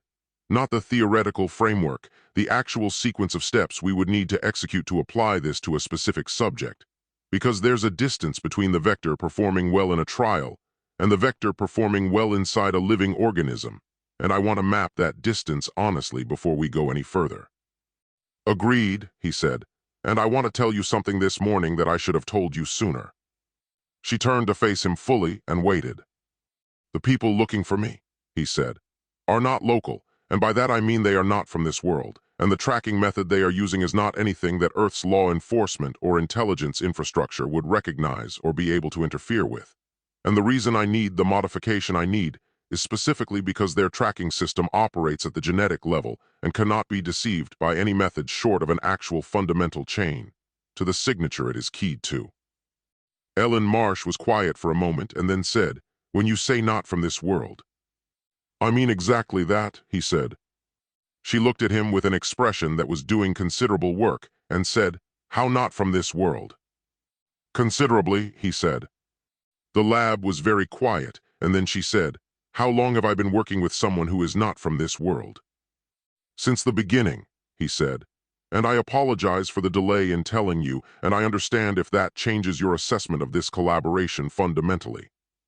She stood up and walked to the window and looked out at the street below for a long moment, and then said without turning around, "Does the science still work the same way?" "The science works exactly the same way," he said. "And the vector results are real," she said. "Completely real," he said. She turned around and looked at him across the lab with an expression that had moved through several things and arrived at something that was, to his considerable relief, primarily scientific in its orientation, and said, "I have about 1,000 questions." "I know," he said. "We're going to answer them," she said, "but not all today because we have work to do and I need to think before I ask most of them anyway." And she sat back down and pulled up the modification protocol framework and said, "Walk me through what your genetic structure looks like compared to a baseline human, because I need to know what we're actually working with before we design anything." And Hytemer sat down beside her and began, carefully and honestly, to show her. It happened on a Thursday afternoon, while Hytemer was eating lunch alone in the small room adjacent to the lab that served as Ellen's break area, a Spartan space with a table and 2 chairs, and a window that looked out onto the building's service alley. And it was different from every previous death, in a way that he had theoretically anticipated and practically underestimated, in the way that you underestimate things that have no experiential reference point, until the reference point arrives and redefines the scale entirely. He was mid-bite when the clone on a world called Drevith, 4 systems out from Earth's region, stopped existing, and what accompanied the cessation this time was not the signal-going dark sensation of the previous deaths, but something that seized his entire sensory apparatus simultaneously, and held it for what felt like a long time and was probably 4 seconds, and filled it with fragmented, vivid, specific information that arrived not as data but as experience, as something happening to him rather than something being reported to him. And when it released him, he was on the floor of the break room with his lunch on the table above him, and Ellen Marsh in the doorway saying his name in a tone that was several registers above her usual controlled precision. "I'm on the floor," he said, which was not useful information but was the first thing that came out. "I can see that," she said, crossing the room and crouching beside him. "Are you injured?" "No," he said, and took inventory to confirm this and found it accurate. and sat up slowly with the specific caution of someone whose inner ear is reporting that the world's orientation is a provisional matter at present. She sat back on her heels and looked at him with the expression she reserved for things she was going to need a complete explanation of, and said, "That is the third time I have watched you do something that I don't have a category for, and I need a category, Bob. I need to understand what is happening to you when that happens." "Do you have something I can write with?" he said. She produced a pen and a notepad from somewhere with the practical efficiency that characterized most of her movements, and handed them to him without comment. And he sat on the floor of the break room and wrote for approximately 2 minutes with the focused urgency of someone transcribing something before it fades, filling half a page with a description of a face and a physical description, and 2 fragments of environmental detail that had been clear enough in the flash to be recoverable. And then he set the pen down and looked at what he had written and said, "Sit down. I need to tell you what just happened." She sat in one of the chairs and he stayed on the floor because moving felt like an unnecessary complication at the moment, and said, "The people who are looking for me, I told you they track by genetic signature. And what I didn't tell you is that the method I have been using to buy time while we work on the modification involves copies of me, genetic copies, placed on multiple worlds. And when those copies are found and killed, I receive a sensory record of the final moments." Ellen looked at him steadily and said, "Copies." "Clones," he said. "You have clones," she said. 17 remaining, he said, "down from 23. She absorbed this with the expression of someone adding a significant variable to a calculation that was already complex and said, "And what just happened was one of them dying." "Yes," he said, "but this one was different from the previous deaths because this time I didn't just receive the signal. I received the experience, fragments of it, sensory and specific, and I saw the person who killed it." "You saw the hunter," she said, and her voice had shifted into the careful register she used when something had just become more real than it was a moment ago. "Clearly enough to describe him," he said, and held up the notepad. She took it and read what he had written, and he watched her read it, and watched her face do the thing it did when she was processing information that had weight to it. And then she set the notepad on the table beside his abandoned lunch and said, "How close is this world, Dreveth?" "4 systems," he said. "And the previous deaths," she said. "Further," he said, "each successive death has been closer than the one before, and the resonance increases with proximity, which is why this one put me on the floor when the others only interrupted what I was doing. So as they get closer," she said, "the deaths are going to hit harder." "Yes," he said. "How much harder?" she said, and the question was precise and clinical, and he understood she was asking it as a researcher assessing a variable rather than as a person expressing concern, which he appreciated because it was more useful. "I don't know exactly," he said. "I designed the resonance sensitivity into the system for tactical reasons, and the theoretical model suggested increasing intensity with proximity, but the floor is a new data point that sits outside the original projection." "We need to move faster," she said. "Yes," he said. She was quiet for a moment and then said, "The person on that notepad, the one who killed your clone, he's going to keep moving inward." "He and others," Hytemer said. "And the flash gave me something I didn't have before, which is a face and a method and a quality of professionalism that tells me something about what the consortium is spending on this contract. And what it tells me is that they are spending considerably more than I had originally estimated." "What does that mean practically?" she said. "It means the number of contractors is likely higher than my original assessment," he said, "and the pace of the search is going to continue accelerating rather than holding steady, and the 17 clones I have remaining are going to go faster than my current timeline assumes." Ellen Marsh stood up and picked up the notepad and looked at the description of the hunter's face one more time, and then set it down and said, "Get off the floor. We have work to do," in the tone of someone who has processed what needed processing and is done with the processing phase. And Hytemer got off the floor and followed her back into the lab, and they worked through the rest of the afternoon, and into the evening with an intensity that neither of them commented on because the comment was unnecessary, and the work was not. At one point, late in the evening, Ellen looked up from the modification protocol framework they were building and said, "Do they have names, the clones?" "No," he said. She nodded slowly and went back to work and didn't ask anything else about it. and he was grateful for that in a way that was larger than he would have expected. The ceiling announced itself on a Friday, the way ceilings tend to announce themselves, not gradually but all at once when you run directly into them. And Hytemer and Ellen sat on opposite sides of it and looked at each other across the modification protocol framework they had been building for 3 weeks and acknowledged simultaneously, and without particular drama, that the framework was as complete as the facility could make it, and the facility was not complete enough. "Tell me exactly where we stop," Hytemer said. Ellen pulled up the protocol on her screen and walked through it with the precise, unhappy attention of someone conducting a structural assessment of a building they have just discovered is short 3 load-bearing walls, and said, "The delivery mechanism is solid. The vector performance is holding. The theoretical modification sequence is as clean as I can make it with current data. And none of that matters because the sequencing resolution we need for the final mapping stage requires a cellular imaging array that I do not have and cannot acquire independently, and which exists in exactly 4 facilities on this planet, all of them institutional, all of them credentialed, and none of them accessible to someone working outside the mainstream research infrastructure." "Which 4?" he said.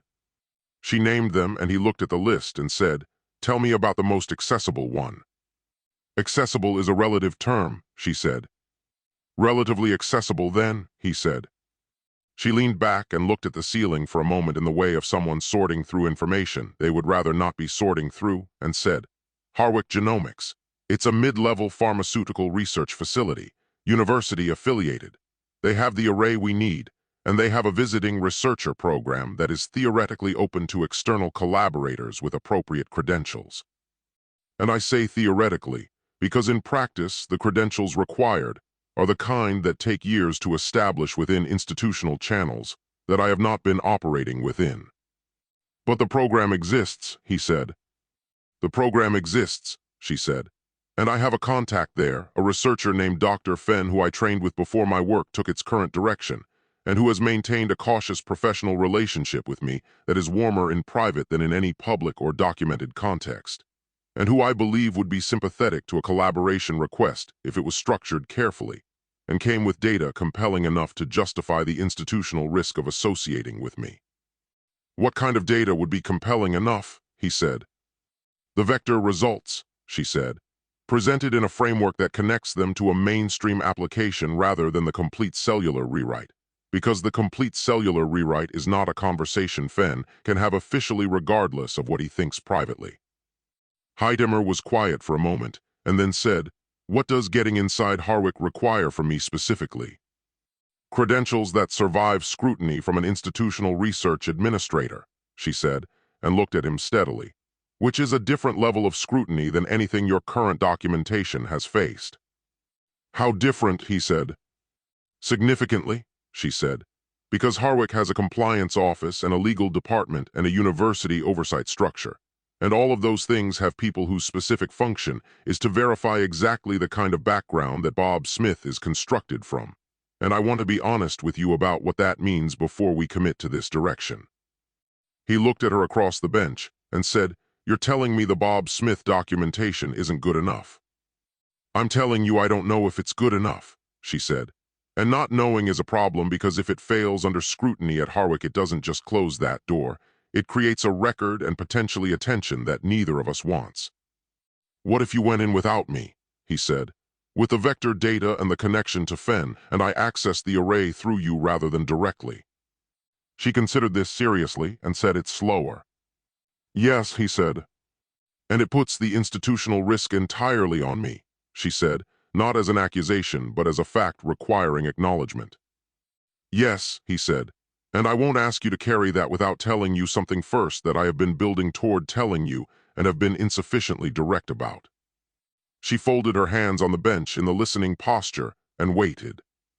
"The people looking for me," he said, "are not a government and they are not a law enforcement body, and they have no legal standing on this world or any other world in any framework that any court would recognize. They are a collection of corporations operating without formal structure toward a shared financial objective. And the objective is my permanent removal from any situation in which I might influence populations across multiple worlds against their commercial interests. And the reason I can do that, the reason they believe I can do that, is something I carry in my genetics that I did not ask for and do not fully understand and have never wanted to use. Ellen was very still. You're telling me they want to kill you because of something in your DNA, she said. Because of what my DNA suggests I am capable of, he said. Not because of anything I have done or intend to do, but because of what I could do, and the financial modeling of that potential is apparently sufficient to justify a contract of this scale.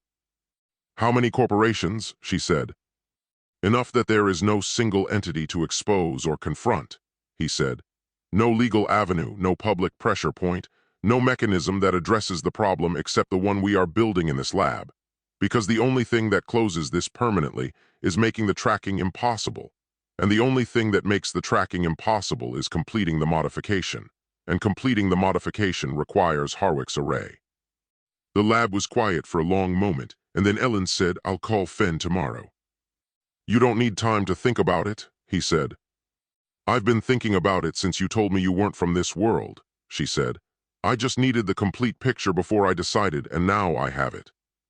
He looked at her across the bench and said, Thank you, in a register that was considerably larger than the words, and she received it with a small nod and said, The call to Fen needs to be structured carefully. I want to spend tonight working out exactly how to frame the data so it's compelling without being something he can't officially engage with. I'll stay, he said. I assumed you would, she said, and pulled up the vector results and they went to work. And outside the lab's single window, the city continued its ordinary business entirely unaware that two people inside a building on one of its unremarkable streets were constructing the argument that might, if everything went right, keep a man alive across a distance that the city's inhabitants could not have conceptualized, even if anyone had tried to explain it to them. Dr. Fen turned out to be a small, precise man who wore his institutional affiliation the way some people wear expensive clothing, as a signal of belonging that was also a warning about the cost of making him uncomfortable. And he met them in his office at Harwick Genomics on a Wednesday morning with the expression of someone who has agreed to a meeting they are not entirely sure was wise, and is reserving judgment on that question until the meeting gives him sufficient data to resolve it. Ellen had structured the approach with the care of someone who understands exactly which buttons to push and exactly how hard, presenting the vector results in a framework that connected them to targeted disease treatment rather than complete cellular rewrite. And Fen had read the data she sent in advance with sufficient interest to agree to the meeting, which was the first gate, and had agreed to include Hytemer in the meeting without asking too many questions about him, which was the second gate. And they were now at the third gate, which was the man himself across the desk, looking at them both with careful institutional eyes. The vector performance is remarkable, Fen said, addressing Ellen in the tone of someone paying a compliment they have verified thoroughly enough to feel safe paying. And I want to be direct with you about the fact that it's more remarkable than I expected given the resource constraints you've been operating under. The resource constraints improved recently, Ellen said. Fen glanced at Hytemer and said, So I gathered, in a tone that filed the glance and the response together in the same folder, and moved on and said, What specifically do you need from the array and over what timeline? 6 weeks of access, Ellen said, structured around a modification mapping sequence that I can document completely for your compliance office. And the application framework in the materials I sent you covers the legitimate research angle in sufficient detail to satisfy an institutional review if that's what's needed. It will be needed, Fen said without apology. And I want to be honest with you, Ellen, because I think you deserve honesty more than you deserve diplomacy. The institutional review is going to look at your recent publication record and your current affiliation status, and it is going to have questions, and those questions are going to come to me because I'm the one sponsoring the access request. And I need to know before I commit to that position that what I'm sponsoring is what the documentation says it is.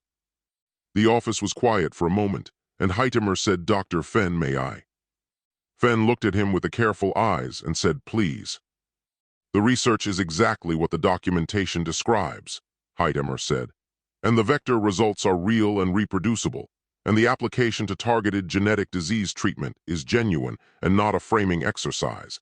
And I understand that my own credentials present a different kind of question than Ellen's publication record does, and I am prepared to address that question directly if you want to ask it directly. Fen looked at him for a long moment with an expression that was reassessing something, and said, "Your background is in theoretical biology." "It is," Hytemer said. "Independent research," Fen said. "Yes," Hytemer said. "The institution you list as your primary affiliation," Fen said, looking at something on his desk, "is not one I recognize." "It wouldn't be," Hytemer said, and held Fen's gaze steadily and said nothing else. And the silence between that statement and whatever came next was the most delicate moment of the entire morning. Fen looked at him for a beat that was slightly too long to be casual, and then looked at Ellen and said, "The vector results are sufficient to justify a collaborative access request under the Visiting Researcher Program, and I am going to process that request through the standard channels, and the standard channels are going to take approximately 2 weeks. And during those 2 weeks, I am going to be unavailable for questions about the specifics of the applicant's institutional background, because I will be very busy with other matters." Ellen said, "Understood," in a tone that conveyed considerably more than the word contained. 2 weeks, Hytemer said, "and then access." "Conditional on the compliance review completing without active obstruction," Fen said. "Which it will, because I am going to ensure that the review focuses on the research framework rather than the personnel background. And I can do that because the research framework is genuinely strong and gives the review something legitimate to approve." He stood, which indicated the meeting was over, and shook Ellen's hand and then Hytemer's and held Hytemer's hand for a fraction of a second longer than necessary, and said quietly, "The work had better be what you say it is." "It is," Hytemer said. "Good," Fen said, and released his hand and sat back down and was already looking at his screen before they reached the door. They walked out of Harwick Genomics into the late morning, and Ellen said, "That went better than I projected." "Fen is a good scientist," Hytemer said. "Good scientists recognize good data." "He also recognized that your background doesn't hold up," she said. "Yes," Hytemer said, "and he made a professional decision about what to do with that recognition that I am genuinely grateful for." "Don't be grateful yet," she said. "Be grateful in 2 weeks when we're inside and the array is running." They walked in silence for a moment, and then Hytemer said, "For the first time since leaving Cauldress, I think this is actually going to work." Ellen glanced at him sideways and said, "Don't say that." "Why?" he said. "Because every time someone says that in a situation like this," she said, "something immediately gets more complicated." He looked at her and said, "You don't actually believe that." "No," she said, "but I'm not taking any chances." And Hytemer almost smiled, which was something he had not done in long enough that the facial muscles involved felt faintly unfamiliar, and they walked back toward the lab through the ordinary morning, and for approximately 4 hours nothing got more complicated at all. The deaths came in a cluster that Thursday, 4 in a span of 18 hours, and the cumulative effect was something Hytemer had not adequately modeled, which was that multiple deaths in close succession produced not just increased intensity, but a kind of resonance overlap, each one arriving before the previous one had fully cleared his system. So that by the 4th one he was sitting on the floor of his room at 2 in the morning with his back against the bed, and his hands pressed flat against the floor, and his entire nervous system conducting an argument with itself about what was real and what was sensory echo. He sat there until it passed, and then he opened his log and made 4 entries with a careful handwriting of someone imposing order on something that resisted order, noting the worlds, the sequence, the approximate methods, and the single piece of tactical intelligence that the cluster produced, which was more alarming than any individual death had been, which was that the 4 worlds were not on the same search vector, but on 3 different ones. And 3 simultaneous vectors meant multiple teams working in parallel rather than a single team working sequentially. And multiple teams meant the consortium had increased the contract budget significantly. He pulled up the clone network map and looked at it for a long time in the dark of his room, and did the math on how long 17 clones distributed across 9 worlds would occupy multiple parallel teams working at the pace the cluster suggested. And the number he arrived at was smaller than any previous projection by a margin that required him to sit with it for several minutes before he could engage with it productively. In the morning he went to the lab and found Ellen already there, and she looked at him and said, "How many?" "4, he said, "overnight." "4, she said, and set down what she was holding, "in one night."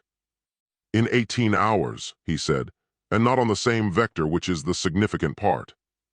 She understood the implication immediately, because she had been living inside the tactical logic of his situation long enough to read the map without having it explained, and said, multiple teams.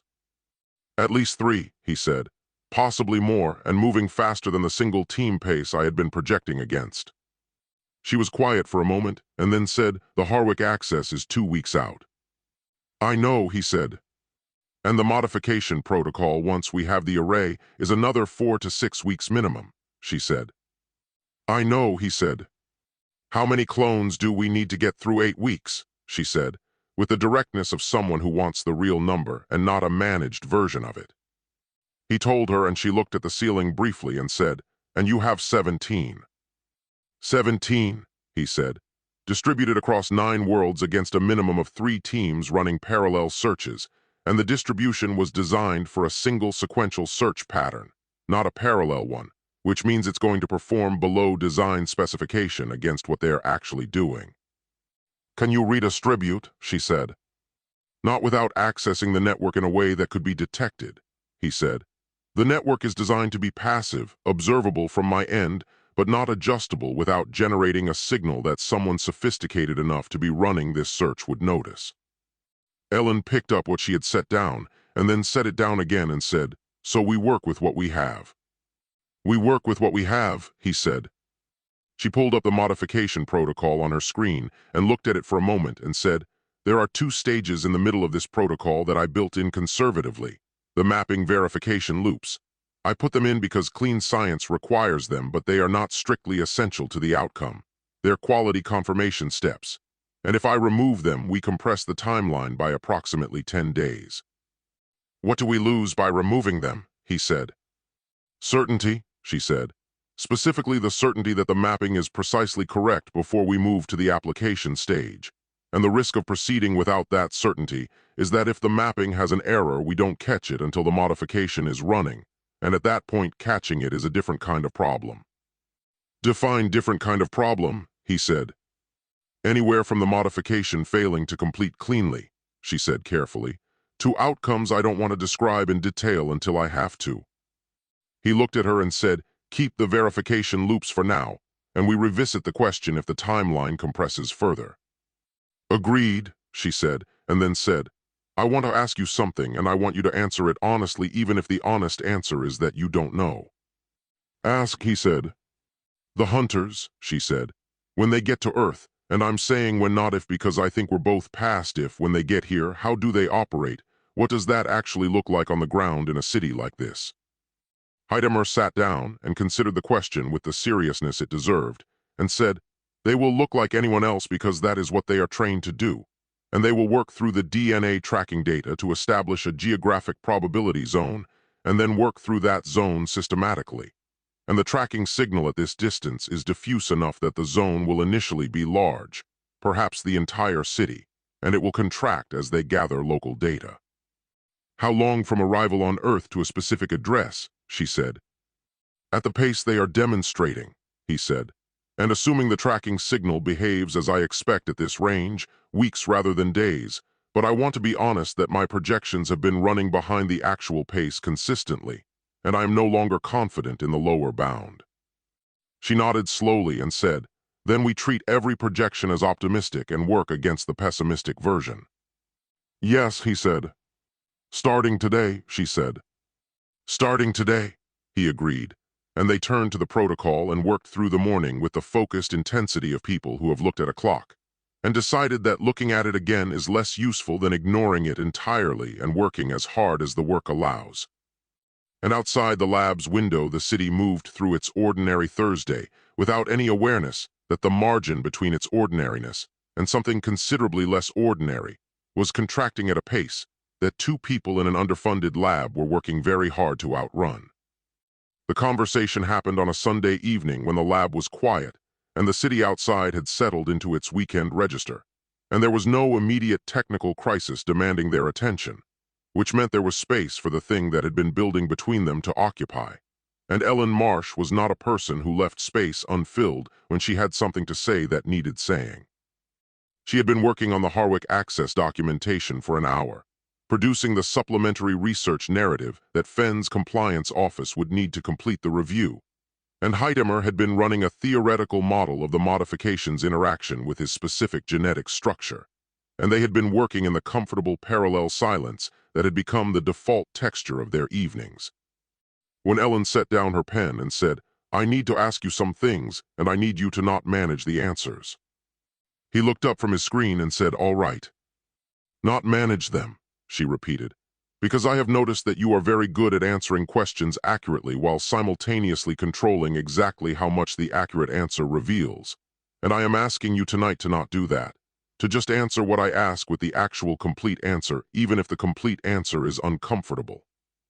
"I'll try," he said, which was more honest than yes would have been, and she appeared to recognize that. "The modification," she said, "when it works, and I'm saying when because I need to operate from that assumption, when it works and your genetic signature is no longer readable by their tracking systems, what happens to the bounty?" "It becomes uncollectible," he said, "because the confirmation mechanism for the bounty is a genetic scan of the target, and if the scan produces no recognizable result, there is no confirmation and no payment." "So the financial incentive disappears," she said. "For the contractors, yes," he said. "The consortium's underlying motivation doesn't disappear. They will still have theoretical reasons to want me removed. But without a trackable target, and without a payable bounty, the practical infrastructure of the hunt collapses. Because the contractors are professionals, and professionals don't work without payment, and they don't chase targets they cannot confirm." "And the clones," she said, "what happens to the remaining ones after the modification?" He was quiet for a moment and said, "They continue to exist. They are living beings and they continue to live. And eventually the contractors find them and the bounty confirmation fails because the genetic scan produces a result that doesn't match the modified signature. And at that point, the contractors report an anomaly to whoever is managing the contract, and the contract enters a review state that could last years." "During which you're safe," she said. "During which I'm effectively invisible," he said, "which is the closest thing to safe that this situation offers." She nodded and looked at her pen for a moment, and then said, "I've been thinking about the mechanism we're building, not just for you, but in terms of what it actually is as a technology. And I want to talk about that because I think you've been deliberately not thinking about it, and I think that's a mistake." He looked at her carefully and said, "Go on."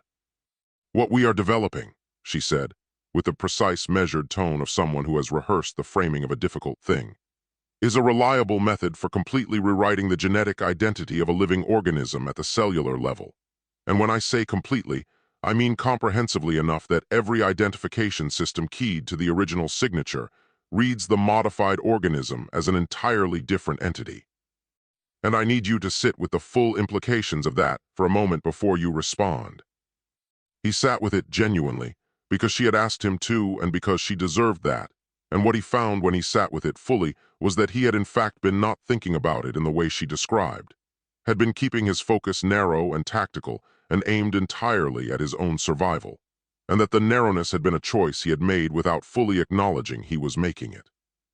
"You're talking about applications beyond my situation," he said. "I'm talking about the fact that we are building something that could in principle be applied to suppress or alter any genetically encoded trait in any organism," she said. "And I understand that your situation is urgent, and I understand that my original motivation was medical, and I believe completely in that application. But I am a scientist, and I cannot build something of this magnitude without thinking about what else it is, and I need to know that you have thought about it too." "I haven't," he said, "not adequately, and I'm not going to pretend otherwise." She looked at him with an expression that was not accusatory, but was the expression of someone who has been waiting for an honest answer and has finally received one and is deciding what to do with it. And she said, "What does that mean for how we proceed?" "It means we build in protections," he said. "Documentation controls, access limitations, whatever structure you think is appropriate for something with this kind of potential. And I will support whatever framework you want to put around it because you understand the implications better than I do, and because you're right that I've been too narrow." "The irony," she said quietly, "is that what the consortium is afraid of is a man who can make populations understand things clearly and act on that understanding. And here you are building something with implications you've been deliberately not looking at clearly. The observation landed with the particular weight of things that are true in ways that are uncomfortable to recognize. And Hytemer sat with it for a moment and said, "That's fair." "I'm not trying to be harsh," she said. "I know," he said. "And you're right, and I needed someone to say it, and I'm glad it was you because you said it in a way that I can actually use rather than just feel bad about." She almost smiled at that and said, "The Harwick access gives us the array, and the array gives us the mapping precision we need. And the mapping precision is what makes the modification safe rather than just theoretically possible. And I want to design the protocol with the full picture in mind, not just the immediate application." "Tell me what that looks like," he said. "It looks like we build this correctly," she said. "Not just fast, and I know the timeline is pressing, and I know what the clone map looks like, and I know what multiple parallel teams means for how much time we have. And I'm not suggesting we slow down. I'm suggesting we slow down by exactly the amount required to do this right rather than just do it." He looked at her across the lab bench in the quiet Sunday evening and felt something that he recognized after a moment as the specific quality of trust, not the provisional working trust that had been accumulating between them over weeks of shared difficult work, but something more complete and less conditional, the kind that forms when a person shows you the full, honest shape of their thinking, and it turns out to be better than you expected. "We do it right," he said. "We do it right," she said, and picked up her pen and went back to the Harwick documentation, and Hytemer went back to his theoretical model. And the lab was quiet again, but the quiet was different now, deeper and more settled. The quiet of two people who have said the important things and can now get on with the work that the important things made possible. Outside, the city moved through its Sunday evening entirely unaware that inside a building on one of its unremarkable streets, a conversation had just happened that changed the shape of what was being built there. And somewhere across the galaxy, a consortium of corporations was looking at a budget line and increasing it again, and the clone network map was showing 17 lights where there had once been 23. And the distance between now and safe was still considerable, but the path toward it had just become, in some way that mattered, more worth walking. The Harwick access came through on a Tuesday, 2 days ahead of Fenn's projected timeline, which Ellen received as straightforwardly good news and Hytemer received as good news, complicated by the fact that on the Monday night preceding it, he had experienced the most physically violent clone death yet, and was still carrying the residual effects in the form of a persistent headache that sat behind his left eye like something that had decided to stay, and a slight but consistent difficulty tracking fast movement that he had not mentioned to Ellen, because it did not affect his work, and mentioning it would affect hers. The death had been on a world called Sethari, which was by galactic standards close enough to Earth's solar system to qualify as neighboring, and the flash had been so prolonged and so vivid and so physically present that it had knocked him sideways off his chair and kept him on the floor for nearly 10 minutes. And what he had seen in it was not just the hunter's face and method, but a substantial fragment of an actual communication, a briefing or a report of some kind. And the communication had contained a word that he had been hoping not to see for several more weeks, which was Earth, rendered in the consortium's administrative language in the flat informational tone of a location confirmed rather than a location speculated. He had lain on the floor of his room after the flash released him and looked at the ceiling and done the arithmetic on what Earth confirmed in a consortium communication meant for the timeline. And the arithmetic had produced a number that he had then checked twice, because the first result had seemed too uncomfortable to be accurate, and the second check had confirmed that it was accurate, and the discomfort was appropriate. In the morning, he had gone to the lab and found Ellen's message about the Harwick access, and had felt the two pieces of information sit beside each other in his mind, with the specific uncomfortable adjacency of things that are both true and pulling in opposite directions. And when Ellen arrived 20 minutes later with coffee and the expression of someone delivering genuinely good news, he had let her deliver it, and had been glad for the 20 minutes it occupied before the other piece needed to be addressed. "Fenn pushed it through the compliance review personally," she said, "which means he used institutional capital he didn't have to spend, and I want to acknowledge that because it matters." "It does," Hytemer said, "and we need to use the access well enough to justify it." "We will," she said, and then looked at him with the evaluative gaze running and said, "What happened last night?" "A death," he said, "on Sethari." She sat down slowly and said, "How close is Sethari?" Close enough that the flash gave me something I haven't had before, he said, which was a fragment of an actual consortium communication, and the communication confirmed Earth as the next search location rather than treating it as a probability. The lab was very quiet. "They're coming here," she said, not as a question. "Someone is already running arrival protocols," he said. "Possibly more than one someone. I couldn't determine the number from the fragment, but the language suggested a coordinated deployment rather than a single contractor." Ellen set down her coffee and looked at the modification protocol framework on her screen for a moment, and then looked back at him and said, "Tell me about the headache." He looked at her and said, "I didn't mention a headache. You have been tracking movement in your left peripheral field carefully since I walked in," she said, "which is what people do when fast movement is causing them discomfort on one side. And you sat down more carefully than usual, which suggests residual physical effects from last night. And I am a researcher who works with neurological responses to genetic stimuli, so I am asking you about the headache." "It's manageable," he said.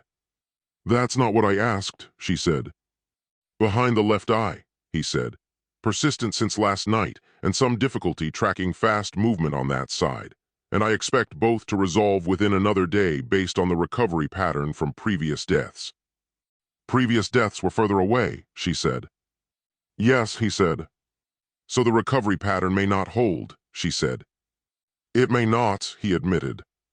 She looked at him with an expression that contained several things and said, "When the next death happens, and given what you've just told me about the search status, the next death could be significantly closer than Sethari. What does that do to you physically?" "I don't know precisely," he said. "The theoretical model didn't extend to this proximity range because I didn't design the network to have clones this close to my actual location. The close ones were meant to be early warning nodes, not primary decoys, and the resonance at this range is behaving outside the design parameters. Which means," she said carefully, "that the deaths between now and completion are going to be increasingly unpredictable in terms of their physical effect on you." "Yes," he said.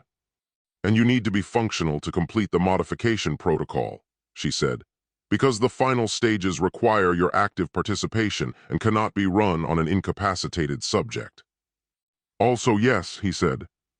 She was quiet for a long moment, and then said, "I need you to tell me every death from this point forward immediately with full detail, because I need to be monitoring your neurological state in real time, and I cannot do that if you are managing what you tell me." "Agreed," he said. "And I need you to understand," she said, in a tone that was precise and direct and carried underneath it something that was not clinical at all, "that the reason I need that information is not only scientific, and I think you know that, and I think it's time we both acknowledged it rather than filing it under things that don't need to be said." The lab was very still, and Hytemer looked at Ellen Marsh across the bench and said, "I know," in a register that was, like hers, considerably larger than the words it used. And she held his gaze for a moment and nodded once and then said, "Harwick, tomorrow morning, 7 o'clock. Fen is giving us early access before the regular staff arrive," and turned back to her screen, and he turned back to his. And the thing that had just been acknowledged sat between them in the quiet lab, with the settled quality of something that has been waiting a long time to be put down in the right place. That evening, walking home through the city's early dark, Hytemer felt the 16th clone die on a world so close to Earth's solar system that the flash dropped him to his knees on the pavement, and held him there for 30 seconds while the city moved around him with the magnificent indifference of a place that has no idea what is happening inside one of the people moving through it. And when it released him, he stood up and noted the world and the hunter's face, clearer than ever now. And the specific fragment of intelligence the flash had carried, which was a second hunter's name spoken aloud in the dying clone's final seconds. And he filed all of it and walked the rest of the way home, and sent Ellen a single message that said it happened. "Closer than Sethari, I'm functional, details tomorrow." And her response came back in under a minute and said, "Understood, sleep if you can." And he found that he was genuinely glad there was someone on this world to send that message to. Which was not something he had expected to be able to say when he arrived, and which felt, under the circumstances, like something worth noting. The Harwick array was everything Ellen had said it would be, and the first 3 days of access produced mapping data of a resolution and completeness that moved the modification protocol from theoretically executable to practically executable, in a way that Hytemer could feel in the quality of Ellen's focus, which shifted from the controlled intensity of someone working toward a thing to the different and more electric intensity of someone working on a thing. And he found the distinction encouraging in a way that he allowed himself to feel without qualification, because unqualified encouragement was a resource in short enough supply that wasting it seemed irresponsible. He was running the third mapping sequence on the Thursday morning of their first Harwick week when he felt it, and it was not a clone death, which was what made it different from everything he had felt since leaving Caldress. It was something else, a change in the quality of the threat that had no sensory mechanism he could point to and explain, but which was as real and as specific as anything the resonance system had ever delivered, a shift from distant and directional to proximate and present. The difference between knowing a storm is coming and feeling the pressure drop. He finished the sequence before he said anything because the sequence needed finishing, and because he needed 30 seconds to examine what he was feeling with sufficient care to be able to describe it accurately. And then he said, "Ellen." She looked up from the imaging array output and read his expression and said, "What?" "Something has changed," he said. "In the last hour, something in the threat profile, and I cannot point to a specific event as the cause, but the quality of it is different in a way I want you to know about immediately." She looked at him steadily and said, "Different how?" "Closer," he said. "Not a death, not a flash, just a change in what I can only describe as the ambient pressure of being tracked. And I have been tracked for long enough now that I have developed a baseline sense of what it feels like at various distances. And what I am feeling right now is outside that baseline in the direction that matters." She was quiet for a moment and then said, "You think someone is on Earth?" "I think someone arrived recently," he said. "Within the last day, possibly less, and is beginning whatever their initial operational protocol looks like on a new world. And I don't have a specific location or a confirmed identity, but the directional quality of what I'm feeling suggests this city rather than somewhere else on the planet." "Can you be wrong about this?" she said, and the question was not skeptical but scientifically precise, asking him to assess the reliability of the mechanism he was reporting from. "Yes," he said. "I can be wrong. The proximity sensitivity is operating outside its design parameters, and I have been wrong before about the interpretation of signals at the edge of the system's reliable range. But I want to err toward telling you and being wrong rather than not telling you and being right." "That's the correct call," she said, and turned back to the array output and then turned back again and said, "Do we continue here today?" "Yes," he said, "because stopping accomplishes nothing and the mapping sequence is too important to interrupt without a concrete reason, and what I have is not yet a concrete reason. And if that changes, I will tell you immediately." She nodded and they continued, and the morning proceeded with the outward appearance of two researchers doing careful, methodical work in a well-equipped facility, which was exactly what they were, and also with the inward texture of two people who have just been told that the thing they have been working to outrun has arrived in the same city, which was also exactly what they were. And the combination of those two things produced a quality of focused silence between them that was different from every previous silence, and that Fenn, passing through the lab twice during the morning with the carefully incurious expression of a man honoring a commitment to not ask questions, appeared to register without commenting on. 2 days later, the 16th clone died, and the flash was the most complete and prolonged Hytemer had yet experienced, dropping him against the wall of the Harwick imaging room with both hands braced behind him and his eyes closed, and his entire nervous system temporarily convinced that it was somewhere other than where it was. And when it released him, Ellen was beside him with one hand on his arm and the other holding a small light that she passed across his eyes with the practiced efficiency of someone who has been preparing for exactly this, and said, "Track my finger." He tracked her finger. "Both sides," she said. "Both sides," he confirmed. "How long?" she said. "Longer than Sethari," he said, "and more complete. I had a full environmental read for several seconds and a clear visual on the hunter and a fragment of communication that is significant." "Tell me the significant part first," she said, which was the right prioritization, and he told her. "Earth," he said, "not as a next location, as a current location, and the communication was between the hunter whose face I have seen before and a second voice. And the second voice used a designation that in the consortium's contractor language means an active parallel operative. which means there are two hunters on this planet running independent approaches toward the same target. Ellen lowered the light and looked at him with an expression that was processing the information and its implications simultaneously and said, "Two." "At minimum," he said. "How far are we from completing the mapping stage?" she said. "At current pace," he said, 11 days. "And the modification protocol after that?" she said.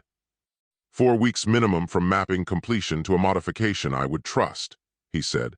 "And that assumes the verification loops hold and nothing in the protocol requires iteration." She looked at the imaging array and then looked at him and said, 6 weeks total from today." "Approximately," he said. "And 2 professional hunters in this city working toward your specific genetic signature," she said. "Yes," he said.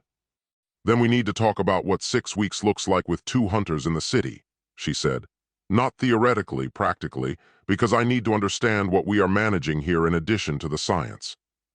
And Hytemer straightened up from the wall and looked at Ellen Marsh in the clean institutional light of Harwick's imaging room and told her, as plainly and completely as he told her everything now, exactly what 6 weeks with 2 hunters looked like. And she listened with the full, focused attention she brought to things that mattered.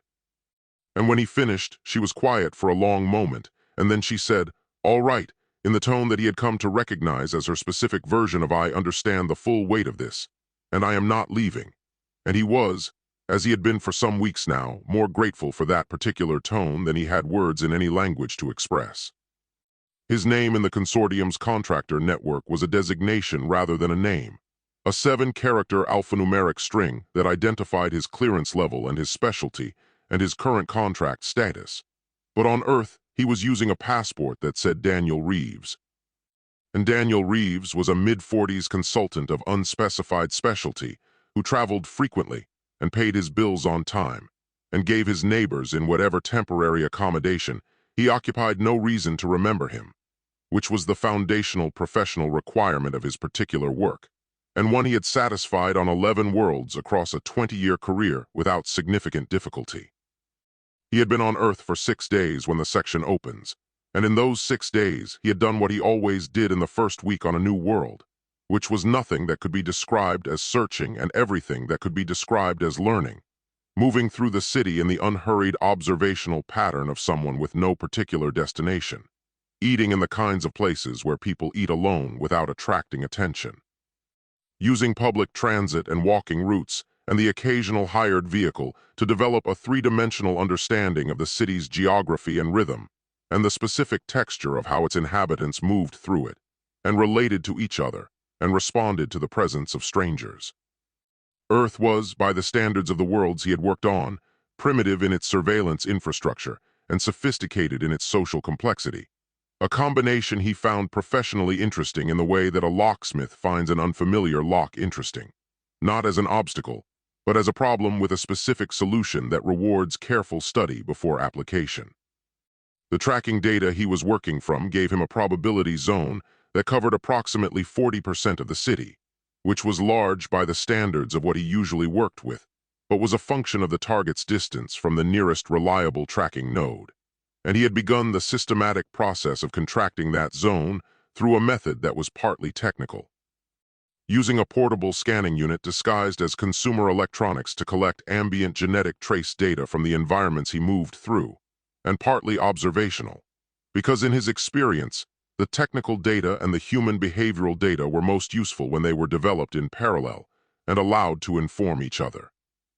He had also, on the 3rd day, become aware of the other operative. He had not been told about a parallel deployment, which was not unusual because the consortium's contract management did not require the individual contractors to know about each other, and in fact preferred a degree of operational separation that prevented any single contractor from having a complete picture of the hunt's current status. But he was good enough at his work to recognize the signs of another professional operating in the same environment. The specific quality of attention in a figure observed twice in different locations, the particular route choices that optimize for observation rather than destination, and he had filed the recognition without acting on it because the other operative's presence did not change his own approach, and engaging with them would only complicate a situation that was most efficiently handled through clean parallel operation. What he found interesting about Earth, in the detached professional way that he found things interesting, was how thoroughly ordinary it was at the level of individual human experience. The people he moved among carrying their daily lives with the complete absorption of beings who have no knowledge of and no particular reason to suspect the existence of anything beyond the boundaries of their own world's concerns. Which was true of most worlds he worked on, but which had on Earth a particular quality that he could not entirely account for. Something in the density of human activity and the specific texture of how humans attended to each other that made the planet feel more inhabited than its developmental level would suggest. He ate breakfast in a diner 2 miles from the probability zone's eastern edge on the 6th morning, and read the local news on a device he had acquired for that purpose, and listened to the conversations around him with a passive, unfocused attention that captures more than directed listening. And a woman 2 tables over said something to her companion about a research facility in the medical district that had recently acquired significant new equipment. And he noted this the way he noted everything. Without visible reaction, and without deciding yet whether it was relevant, filing it in the part of his professional mind that collects environmental data before the analysis phase begins. He paid his bill and left a tip of exactly the amount that would not be remembered as either generous or insufficient, and walked out into the morning, and continued his survey of the city with the patient, unhurried thoroughness that had made him very good at a profession that did not officially exist. And the city received him with the complete indifference it extended to everyone who moved through it without demanding attention. And Daniel Reeves walked through it like water finding the shape of whatever container it occupied. And somewhere in the probability zone that was contracting with each passing day, a man named Bob Smith was working in a research facility with equipment that someone 2 tables away had mentioned to someone else. And the distance between those 2 facts was, without either of them knowing it yet, beginning to close. The second operative he had identified was working a different vector through the zone, approaching from the south and west while he worked from the north and east. And the geometry of 2 experienced professionals contracting a probability zone from opposite directions was, from a purely technical standpoint, elegant, and he appreciated elegance in operational design the way he appreciated it in any other kind of problem. Which is to say, he appreciated it without sentiment, and without losing sight of the fact that elegance was a property of the method and not the outcome, and the outcome was what the contract specified, and the contract was very clear. He turned north on a street that his survey data suggested was worth a second pass, and walked it with the attention of someone reading something important. And the morning was ordinary, and the city was ordinary, and Daniel Reeves was ordinary in it. And that was the most dangerous thing about him. The conversation started on a Wednesday evening when the Harwick mapping was 8 days from completion. And Ellen had been quieter than usual for 2 days in the specific way that meant she was thinking about something she had not yet decided how to raise. And Hytemer had been watching the quality of that quiet with the attention he gave to things that were building toward something, and waiting for it to arrive in its own time rather than pushing it. Because Ellen Marsh said things when she was ready to say them, and not before, and pushing her produced worse results than waiting. They were running a verification pass on the day's mapping output, the kind of end-of-session work that occupies the hands without fully occupying the mind, when she said, "I want to talk about what happens after." "After the modification," he said. "After everything," she said. "After the modification and after the hunters stand down and after the bounty goes quiet after all of it, I want to talk about what that actually looks like." "All right," he said. "You become untrackable," she said, "which means the consortium loses the ability to confirm a kill, which means the bounty becomes uncollectible, which means the contractors have no financial incentive to continue, which means the active hunt effectively ends. And I understand all of that, and I think it works as a solution to the immediate problem. But I have been sitting with the larger picture for 2 days now, and I need to talk through what I'm seeing." "Tell me what you're seeing," he said. She set down what she was doing and turned to face him fully and said, "The consortium's underlying motivation doesn't change. You said that yourself. They are afraid of what you represent, and that fear doesn't disappear because their tracking capability does. And you are going to be on this world, in this city, continuing to exist in a way that is invisible to their systems but not invisible to the world around you. And I am thinking about what that means over time." "You're thinking about whether the solution is actually permanent," he said. I'm thinking about whether invisible is the same as safe, she said. Because invisible means they can't find you through their tracking infrastructure. But you are still a person who moves through the world and talks to people and exists in ways that can be observed without any technology at all. And the consortium is an entity with essentially unlimited resources. And if they decide the problem is important enough, they don't need a DNA tracker to look for a man matching your description who showed up in this city around a particular time and has been working in genetic research. Hytemer was quiet for a moment and said, "You're right." "I know I'm right," she said, not unkindly. "And I'm not raising it to be discouraging. I'm raising it because I think the plan as currently constructed solves the technical problem completely and the practical problem only partially. And I want to know if you've thought about the partial part." "I've been thinking about surviving long enough to reach the partial part," he said, with enough honesty in it that she received it as what it was rather than as deflection. "I know," she said. "And that's the right priority. I'm not arguing with the priority. I'm asking what comes after the priority is satisfied." He looked at the mapping output on his screen for a moment and said, "The honest answer is that I have not thought past the modification in any detailed way. And the reason is partly that planning past it felt presumptuous given how uncertain reaching it has been. And partly that the version of life that exists on the other side of it is so different from anything I have ever planned for that I don't have a framework for thinking about it productively." "Then let's build one," she said. "Not tonight, not in detail, but let's at least establish the shape of it so that when we get there we're not starting from nothing." "What shape do you have in mind?" he said. She was quiet for a moment and then said, "The technology we are building, the modification protocol. I have been thinking about its applications beyond your situation, and I keep arriving at the same place, which is that what we are developing is something that the medical community on this world would classify as a breakthrough of the first order. The ability to perform complete cellular genetic rewrite with the precision and reliability we are achieving. And the applications to genetic disease treatment alone are significant enough to justify a decade of research programs." "You want to publish it," he said. "Eventually," she said, carefully, in a framework that protects the methodology from misuse and builds in the access controls we talked about, yes. And I want to do that in a way that is visible enough to matter and structured enough to be safe. And I want to know if that conflicts with your need to remain invisible." He thought about this seriously and said, "Publication means attention." "Yes," she said. "And attention is a vector that doesn't require DNA tracking," he said. "Also yes," she said. "Which is why I'm raising it now rather than later, because how we structure the publication, the timeline and the methodology and the institutional framework around it, those decisions are easier to make well if we make them before the modification is complete rather than after." "You've been thinking about this for more than 2 days," he said. "Since the first good vector results," she said. "I just wasn't ready to raise it until I had thought it through far enough to have something useful to say rather than just something worrying." He looked at her and said, "What does the framework look like, the one that lets you publish and keeps me invisible?" "It looks like the work being attributed to the lab rather than to any individual," she said. "And it looks like my name on the publication and not yours.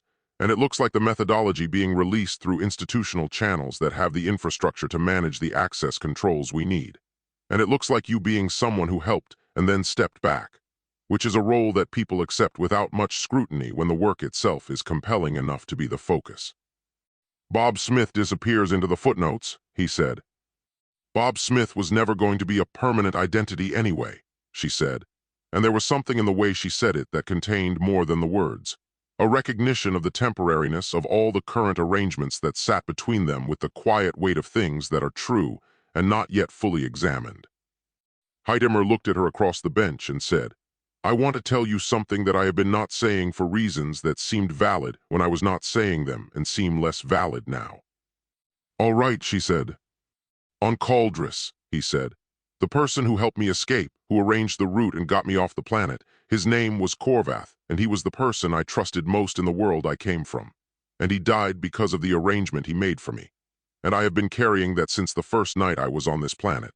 And the reason I am telling you now is that the thing I have been most afraid of since arriving here, more than the hunters and more than the modification failing, is that the same thing happens to someone else who is close to me because of choices I made." The lab was very still. Ellen looked at him for a long moment with an expression that had moved through several things, and arrived at something that was clear and direct and entirely without performance, and said, "I made my own choices, every one of them, with full information and full understanding of what I was choosing. And I need you to understand that, and to stop carrying my safety as a weight that belongs to you rather than to me." "That's easier to understand than to do," he said. "I know," she said, "but try anyway, because we are going to need you fully functional for the next 6 weeks, and guilt is not a functional state." He almost smiled and said, "That's a very clinical way to tell someone to let go of something." "I'm a scientist," she said. "Clinical is what I have." And she turned back to the verification pass, and he turned back to his screen, and they worked through the rest of the evening in a silence that was the most complete and honest silence they had shared yet.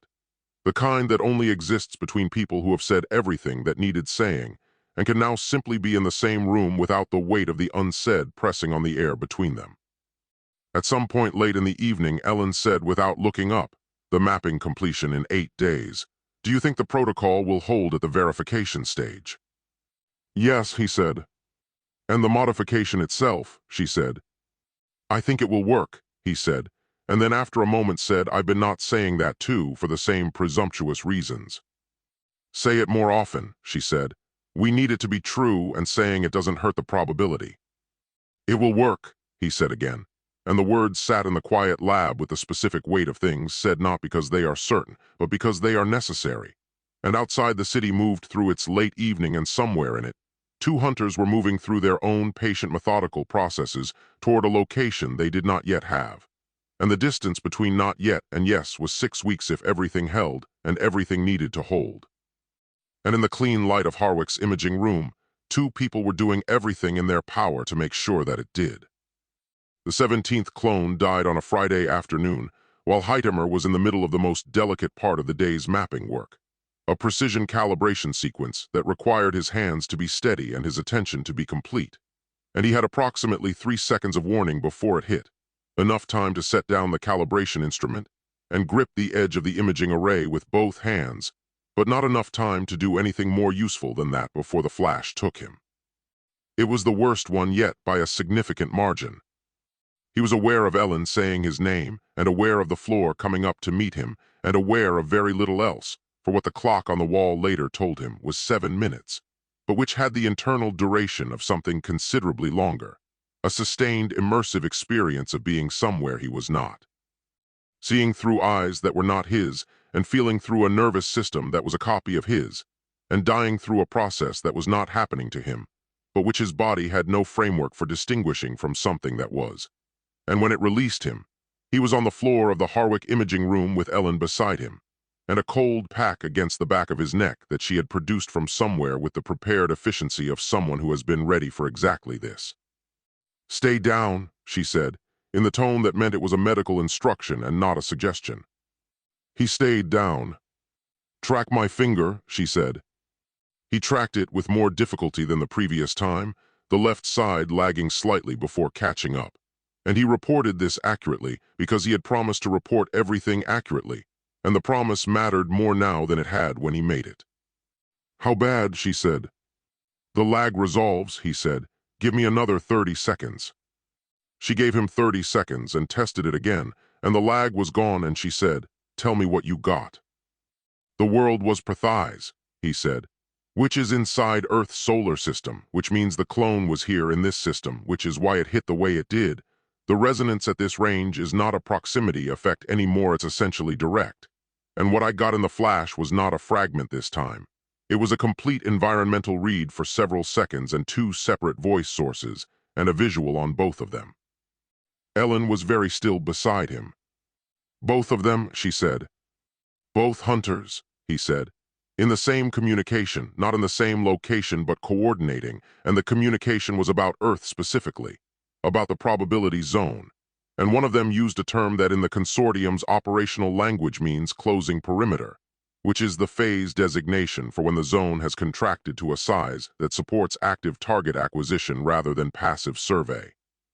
"How small is the zone?" she said. "Small enough that closing perimeter is the appropriate designation," he said, "which means they have contracted it to something in the range of 2 to 4 city districts, and this district is in that range.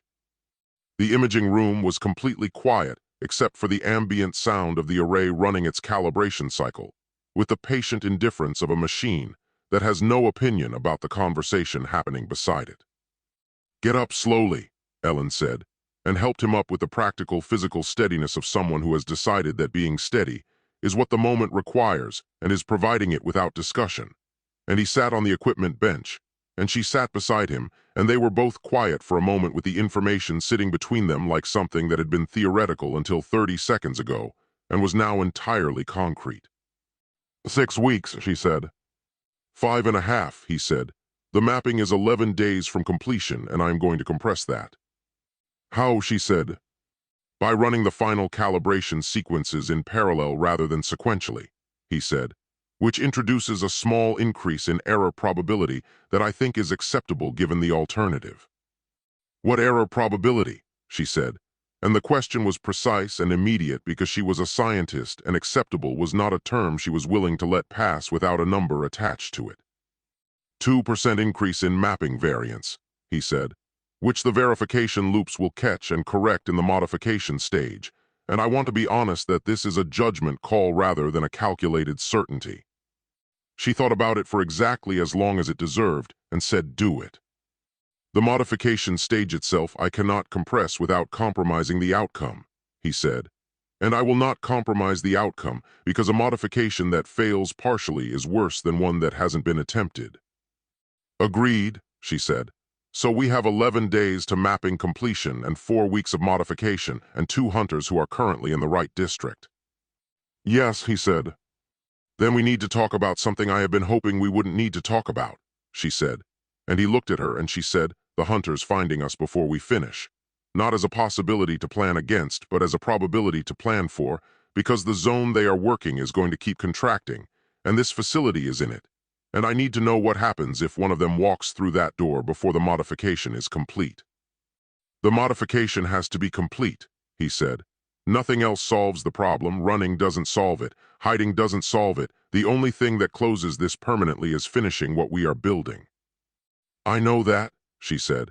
I'm not suggesting we stop, I'm asking what we do if the choice between finishing and surviving becomes immediate rather than theoretical.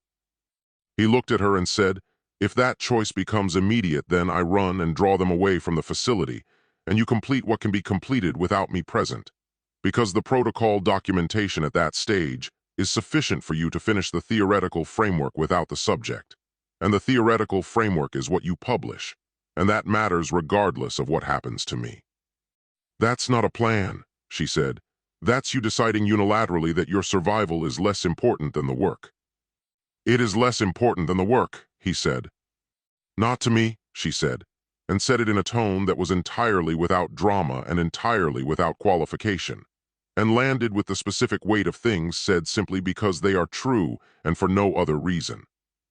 The imaging room was very quiet after that, and Hytemer looked at Ellen Marsh and understood that she meant it completely, and that it changed the calculation in ways he had not built into any of his planning, and that he needed to rebuild the planning to account for it. Not because her feelings obligated him to weight his own survival differently, but because she was right that a plan built on one person deciding unilaterally that they were the expendable component was not actually a plan.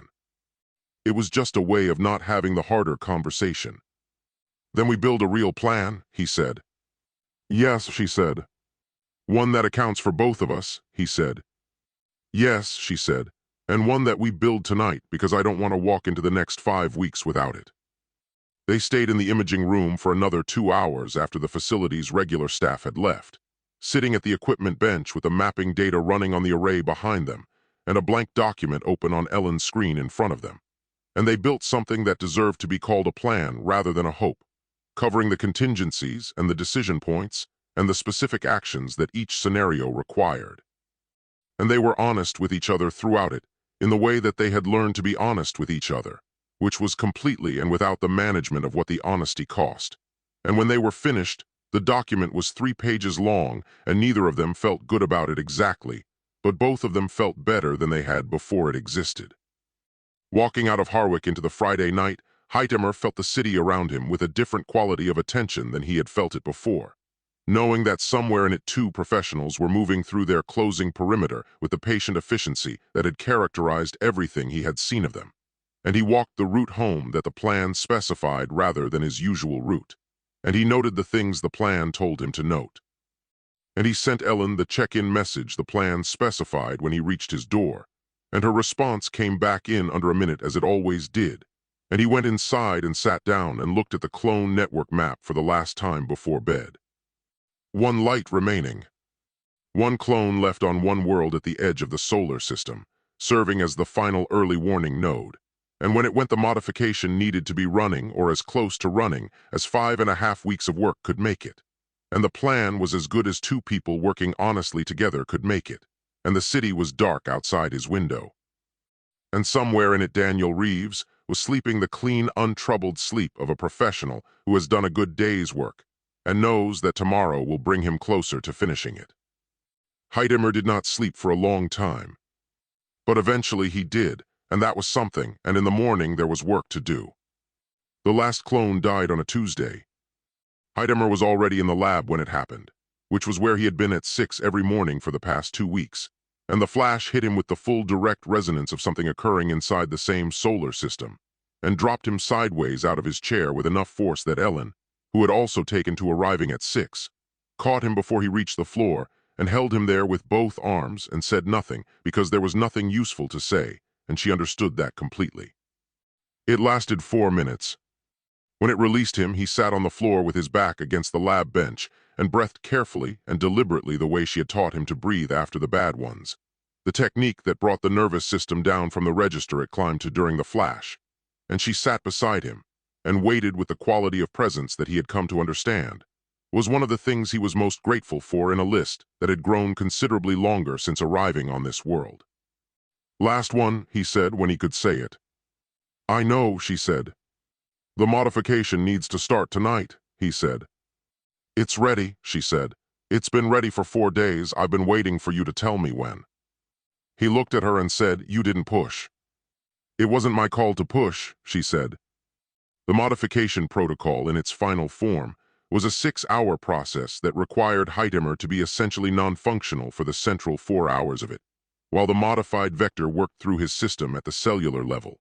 The delivery mechanism Ellen had spent 4 years developing, carrying the rewrite sequence to every cell in his body, with the precision that the Harwick mapping data had made possible. And the process was as safe as 4 weeks of the most rigorous protocol design Ellen Marsh was capable of could make it, which was considerably safer than it had any right to be given the timeline they had been working against. It was not completely safe. They had been honest with each other about that from the beginning, and they were honest about it now, sitting on the floor of the lab in the early morning with the city not yet fully awake outside and the weight of the last clone's death still settling. And Ellen said, "I need to tell you the residual risk percentage one more time before we commit to tonight." "You've told me 3 times," he said. 4 times is better," she said. "Tell me," he said. She told him, and the number was small but not negligible, and they both knew it, and neither of them pretended otherwise. And then she said, "And I need to tell you that the 4 hours when you are non-functional are the 4 hours when we are most vulnerable to the hunters. And the plan accounts for that, but the plan requires you to trust me with something I want to make sure you are actually willing to trust me with." "Tell me what you need," he said. "I need you to go under and stay under regardless of what happens in the facility while the protocol is running," she said, "because the modification cannot be interrupted in the central phase without consequences that are worse than any external threat. And if something happens while you are under, I need to know that you will not attempt to interrupt the process." "What counts as something happening?" he said. "You'll know," she said, and the simplicity of it was its own kind of honesty. He looked at her in the early morning lab light and said, "I need to tell you something before tonight."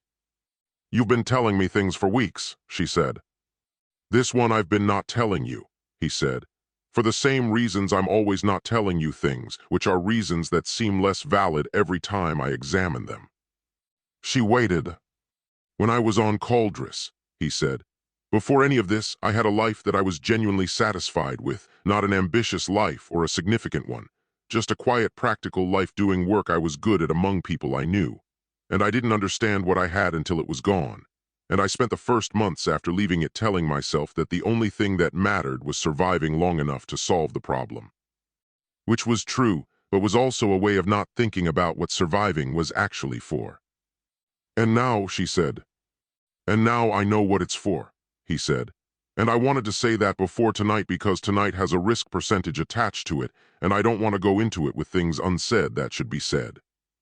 Ellen Marsh looked at him for a long moment with the expression that he had learned over months to read as her most honest one, the one that appeared when she had stopped managing what she showed and was simply showing it.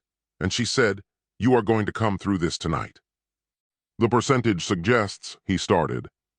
"You are going to come through this tonight," she said again, not as reassurance but as something closer to instruction, and he understood the difference and accepted it. "All right," he said. They spent the day in final preparation, running through the protocol checklist with the methodical completeness of two people who have checked everything twice, and are checking it a third time because the checking itself is a form of control in a situation where control is limited and therefore valuable. And at one point Fen appeared in the doorway of the lab and looked at the preparation and looked at them and said, "I don't need to know what tonight is." And Ellen said, "No," and Fen said, "The facility is yours until morning," and left without another word. And Hytemer thought that Fen was a better man than his institutional caution suggested, and that the world he had landed on contained more of those than he had expected when he arrived. At 9 in the evening, Ellen ran the final systems check and said, "Ready." And Hytemer sat in the modified imaging chair that she had adapted for the protocol and looked at the lab around him, at the equipment and the benches and the window with the city's lights beyond it. And then he looked at Ellen and said, "If this works." "When," she said. "When this works," he said. "I want to stay on this world for a while." "I know," she said.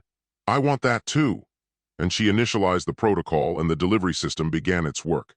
And Hytemer felt the first phase move through him like a tide coming in, pervasive and unstoppable and not painful exactly, but immense in a way that made every previous physical experience feel modest by comparison. And he held Ellen's gaze for as long as he could hold anything, and then the central phase arrived, and the lab and the city and everything in it receded to somewhere he could not reach. And the last thing he was aware of before the 4 hours took him was Ellen's hand on his arm and the specific quality of her presence beside him, steady and prepared, and entirely without the intention of going anywhere. Daniel Reeves had narrowed the probability zone to 11 city blocks on the Monday, which was the kind of precision that in his experience preceded a confirmed location by 48 to 72 hours. And he had spent the Tuesday in the careful final survey work that this phase required, moving through those 11 blocks with the unhurried attention of someone reading a document they intend to act on, collecting ambient scanning data with the consumer electronics device, and cross-referencing it against the tracking baseline in a process that was methodical and reliable, and had never failed him at this stage of a contract on any of the 11 worlds he had worked on before this one. He was on his 4th pass of the block containing the medical research district when the scanner returned an anomalous result. Not a confirmation, not yet, but a trace elevation in the ambient genetic data that was consistent with proximity to the target signature, diffuse enough to be environmental contamination rather than direct presence, but directionally specific enough to be worth pursuing. And he stood on the pavement outside a building that housed several research facilities, and looked at the scanner reading, and then looked at the building, and made the kind of professional assessment that 20 years of this work had made automatic. The building had a directory in the lobby visible through the glass entrance, and one of the listings was a genomics research facility on the 3rd floor, and he noted this without expression and walked past the entrance and around the block, and pulled out a different device, and began running the building's external profile through the contractor network's intelligence database, which returned a result within 4 minutes that included the facility name, its current research focus, its staff listing, and a visiting researcher notation that had been added to the institutional record approximately 6 weeks ago under the name Robert Smith. He looked at the name for a moment.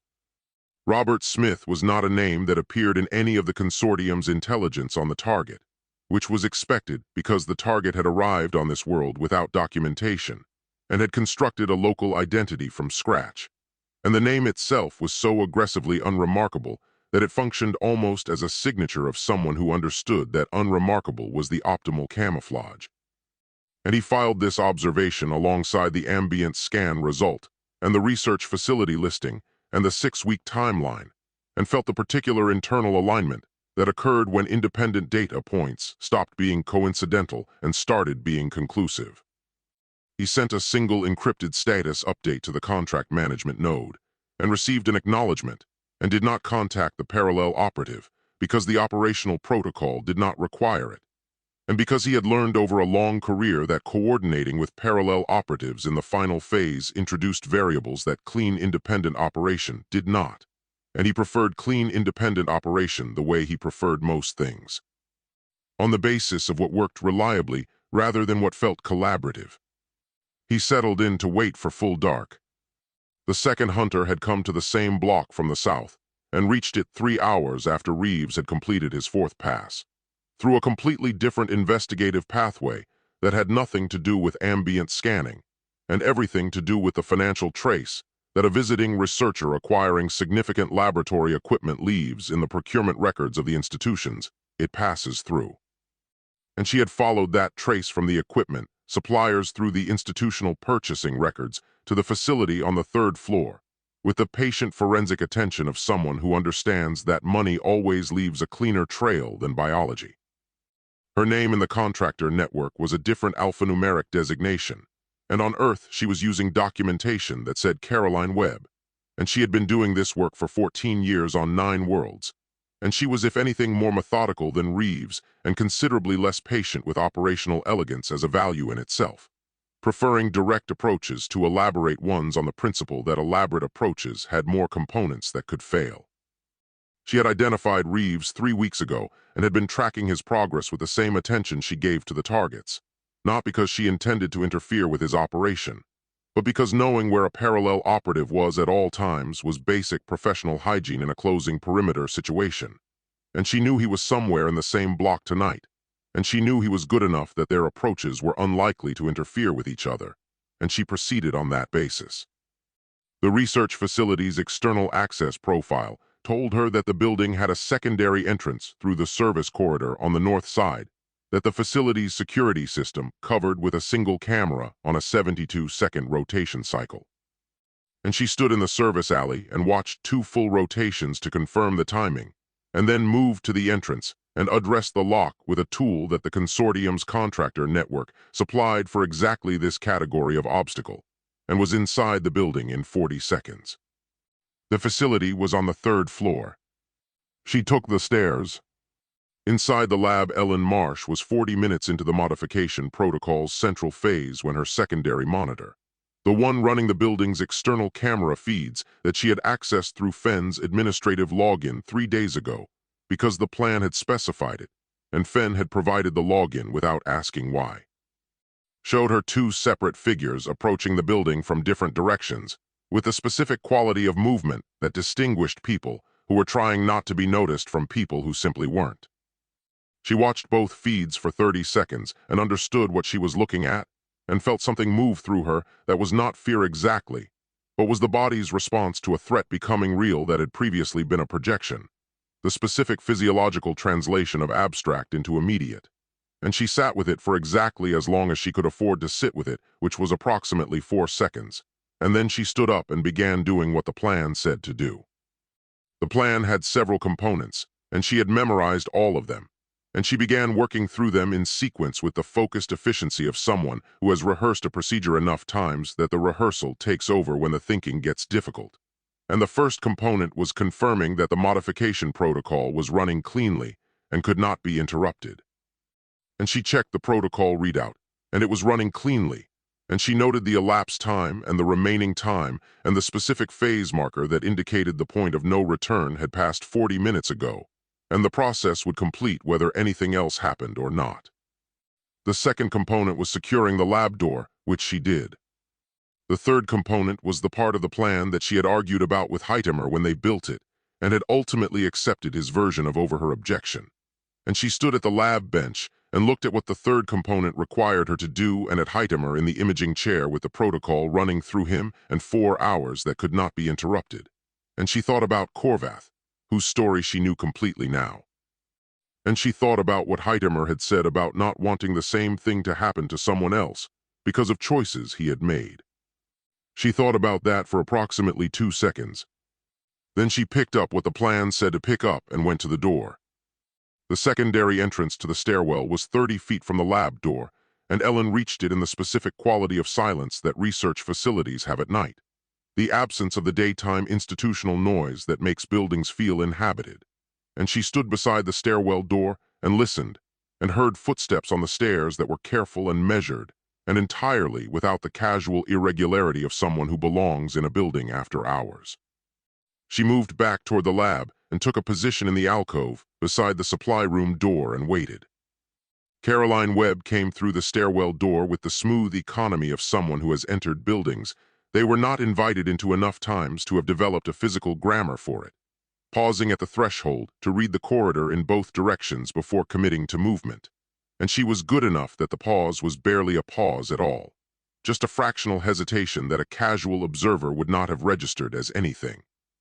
And Ellen was not a casual observer, but she was standing in an alcove in the dark and Webb did not see her.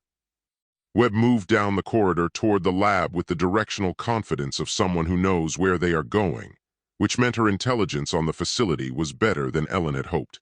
And Ellen let her get 12 feet past the alcove and said, "Dr. Webb." Webb stopped.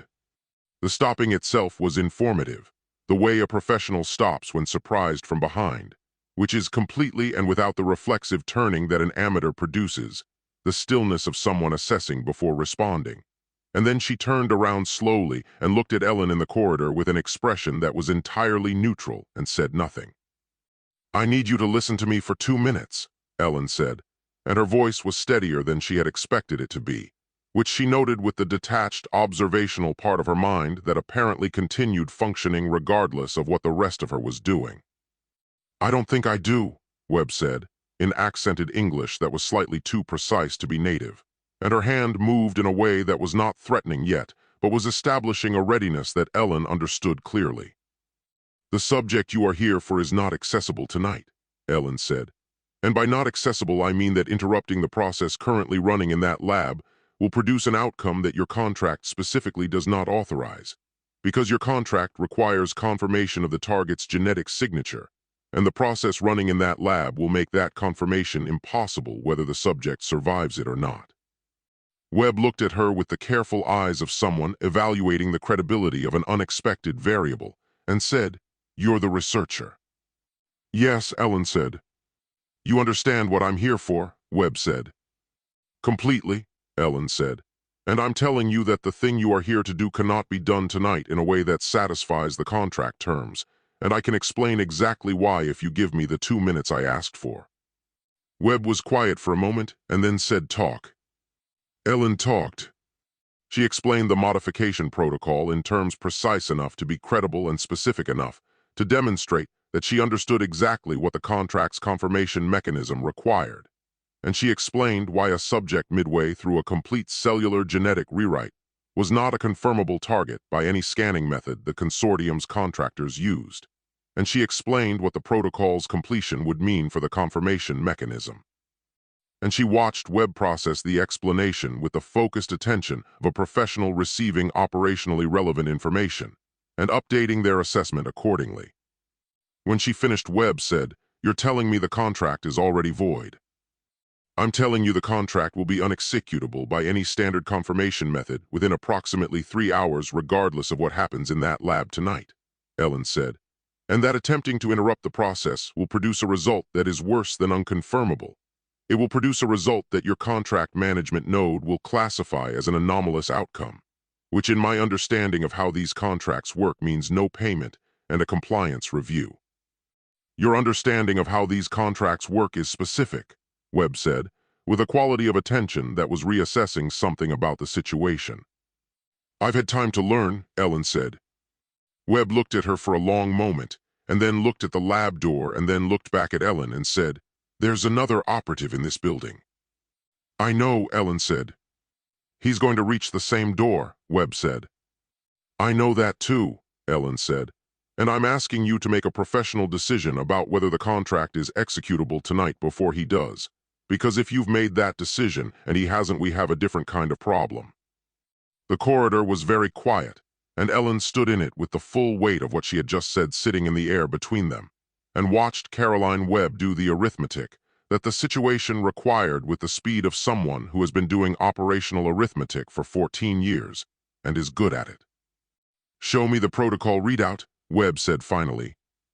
Ellen showed her. Webb looked at it for long enough to verify what it was and what it indicated, and then straightened up and said, "The parallel operative doesn't know about the protocol."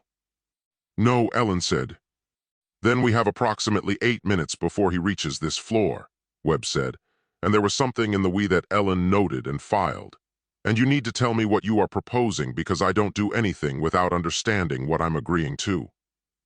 "I'm proposing that you help me explain the situation to him before he does something that makes tonight's outcome worse for everyone, including both of you," Ellen said.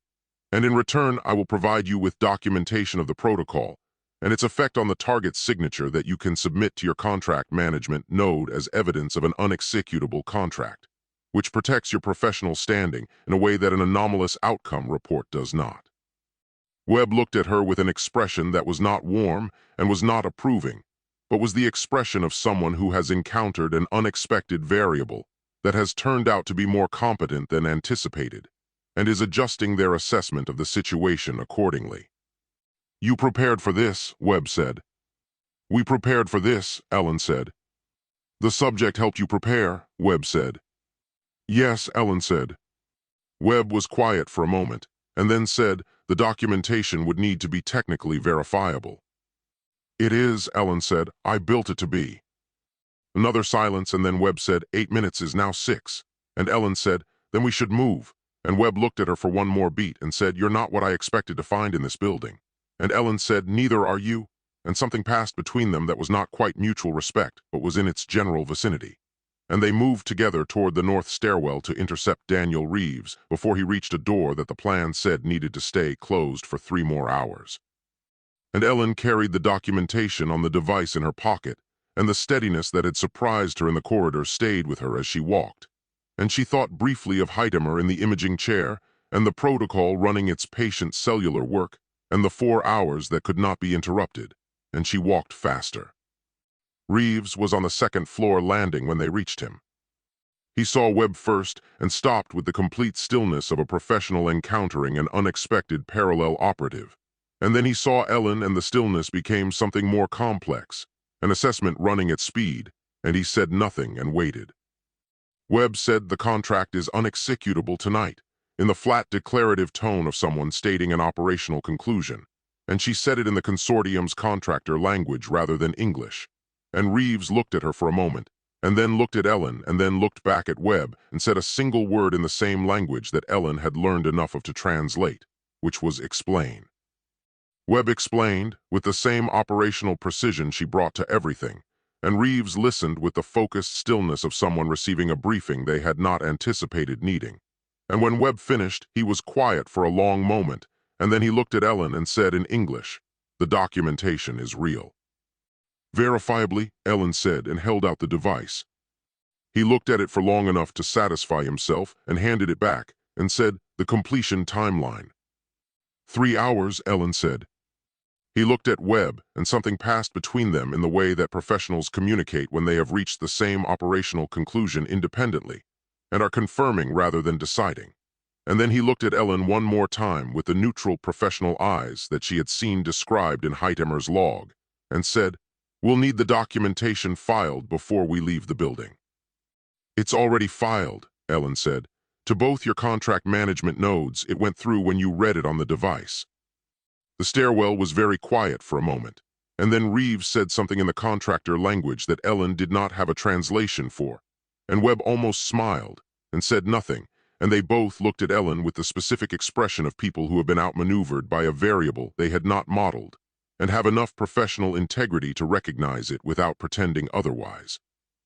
3 hours, Reeves said. 3 hours, Ellen confirmed. And they waited. Hytemer came back to himself slowly. The way you come back from something that has taken you completely, in layers, the outermost ones first. Awareness of the chair beneath him and the lab around him, and the sound of the array winding down from its operational register to its standby hum.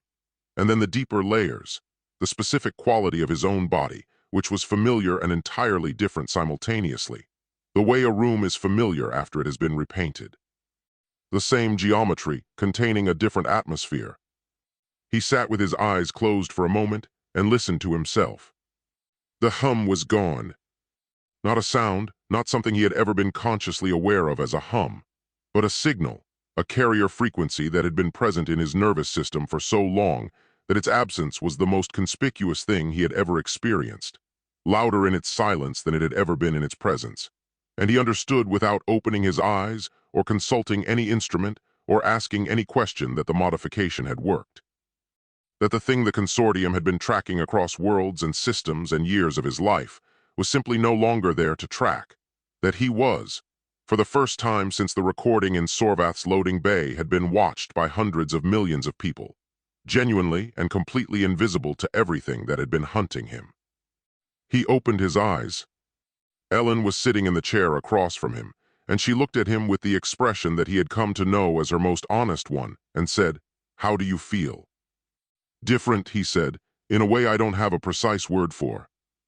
"Different good or different concerning," she said, and the researcher in her was asking even now. "Different complete," he said, and she held his gaze for a moment and nodded once in the way that meant she understood exactly what he meant and was satisfied by it. And then she said, "There are two people I need to tell you about," and told him.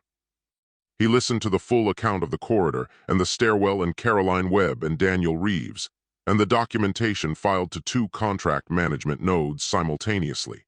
And he listened with the complete focused attention he gave to things that mattered enormously. And when she finished, he was quiet for a long time, and then he said, "You did all of that while I was under." "The plan required it," she said. "The plan required considerably less than what you actually did," he said. "The plan was a starting point," she said. "Field conditions required improvisation." He looked at her across the lab in the early morning light that was beginning to come through the window. The city outside shifting from its nighttime register into its daytime one, with the reliable indifference of a place that has no particular investment in what has just happened inside one of its buildings. And he said, "Where are they now?" "Gone," she said. "They left 2 hours ago after the documentation confirmed on their nodes, and Reeves said something on his way out that I want to tell you about." "Tell me," he said. "He stopped at the door," she said. And he looked back at me and he said in English that in 20 years of contract work he had never had a contract close without a confirmed kill. And I thought he was threatening me.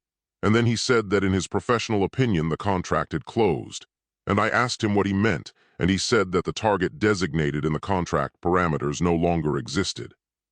Because the genetic signature the contract was written against was no longer present in any living organism, and that in strict contractual terms that constituted target elimination regardless of whether the organism carrying the original signature was still alive.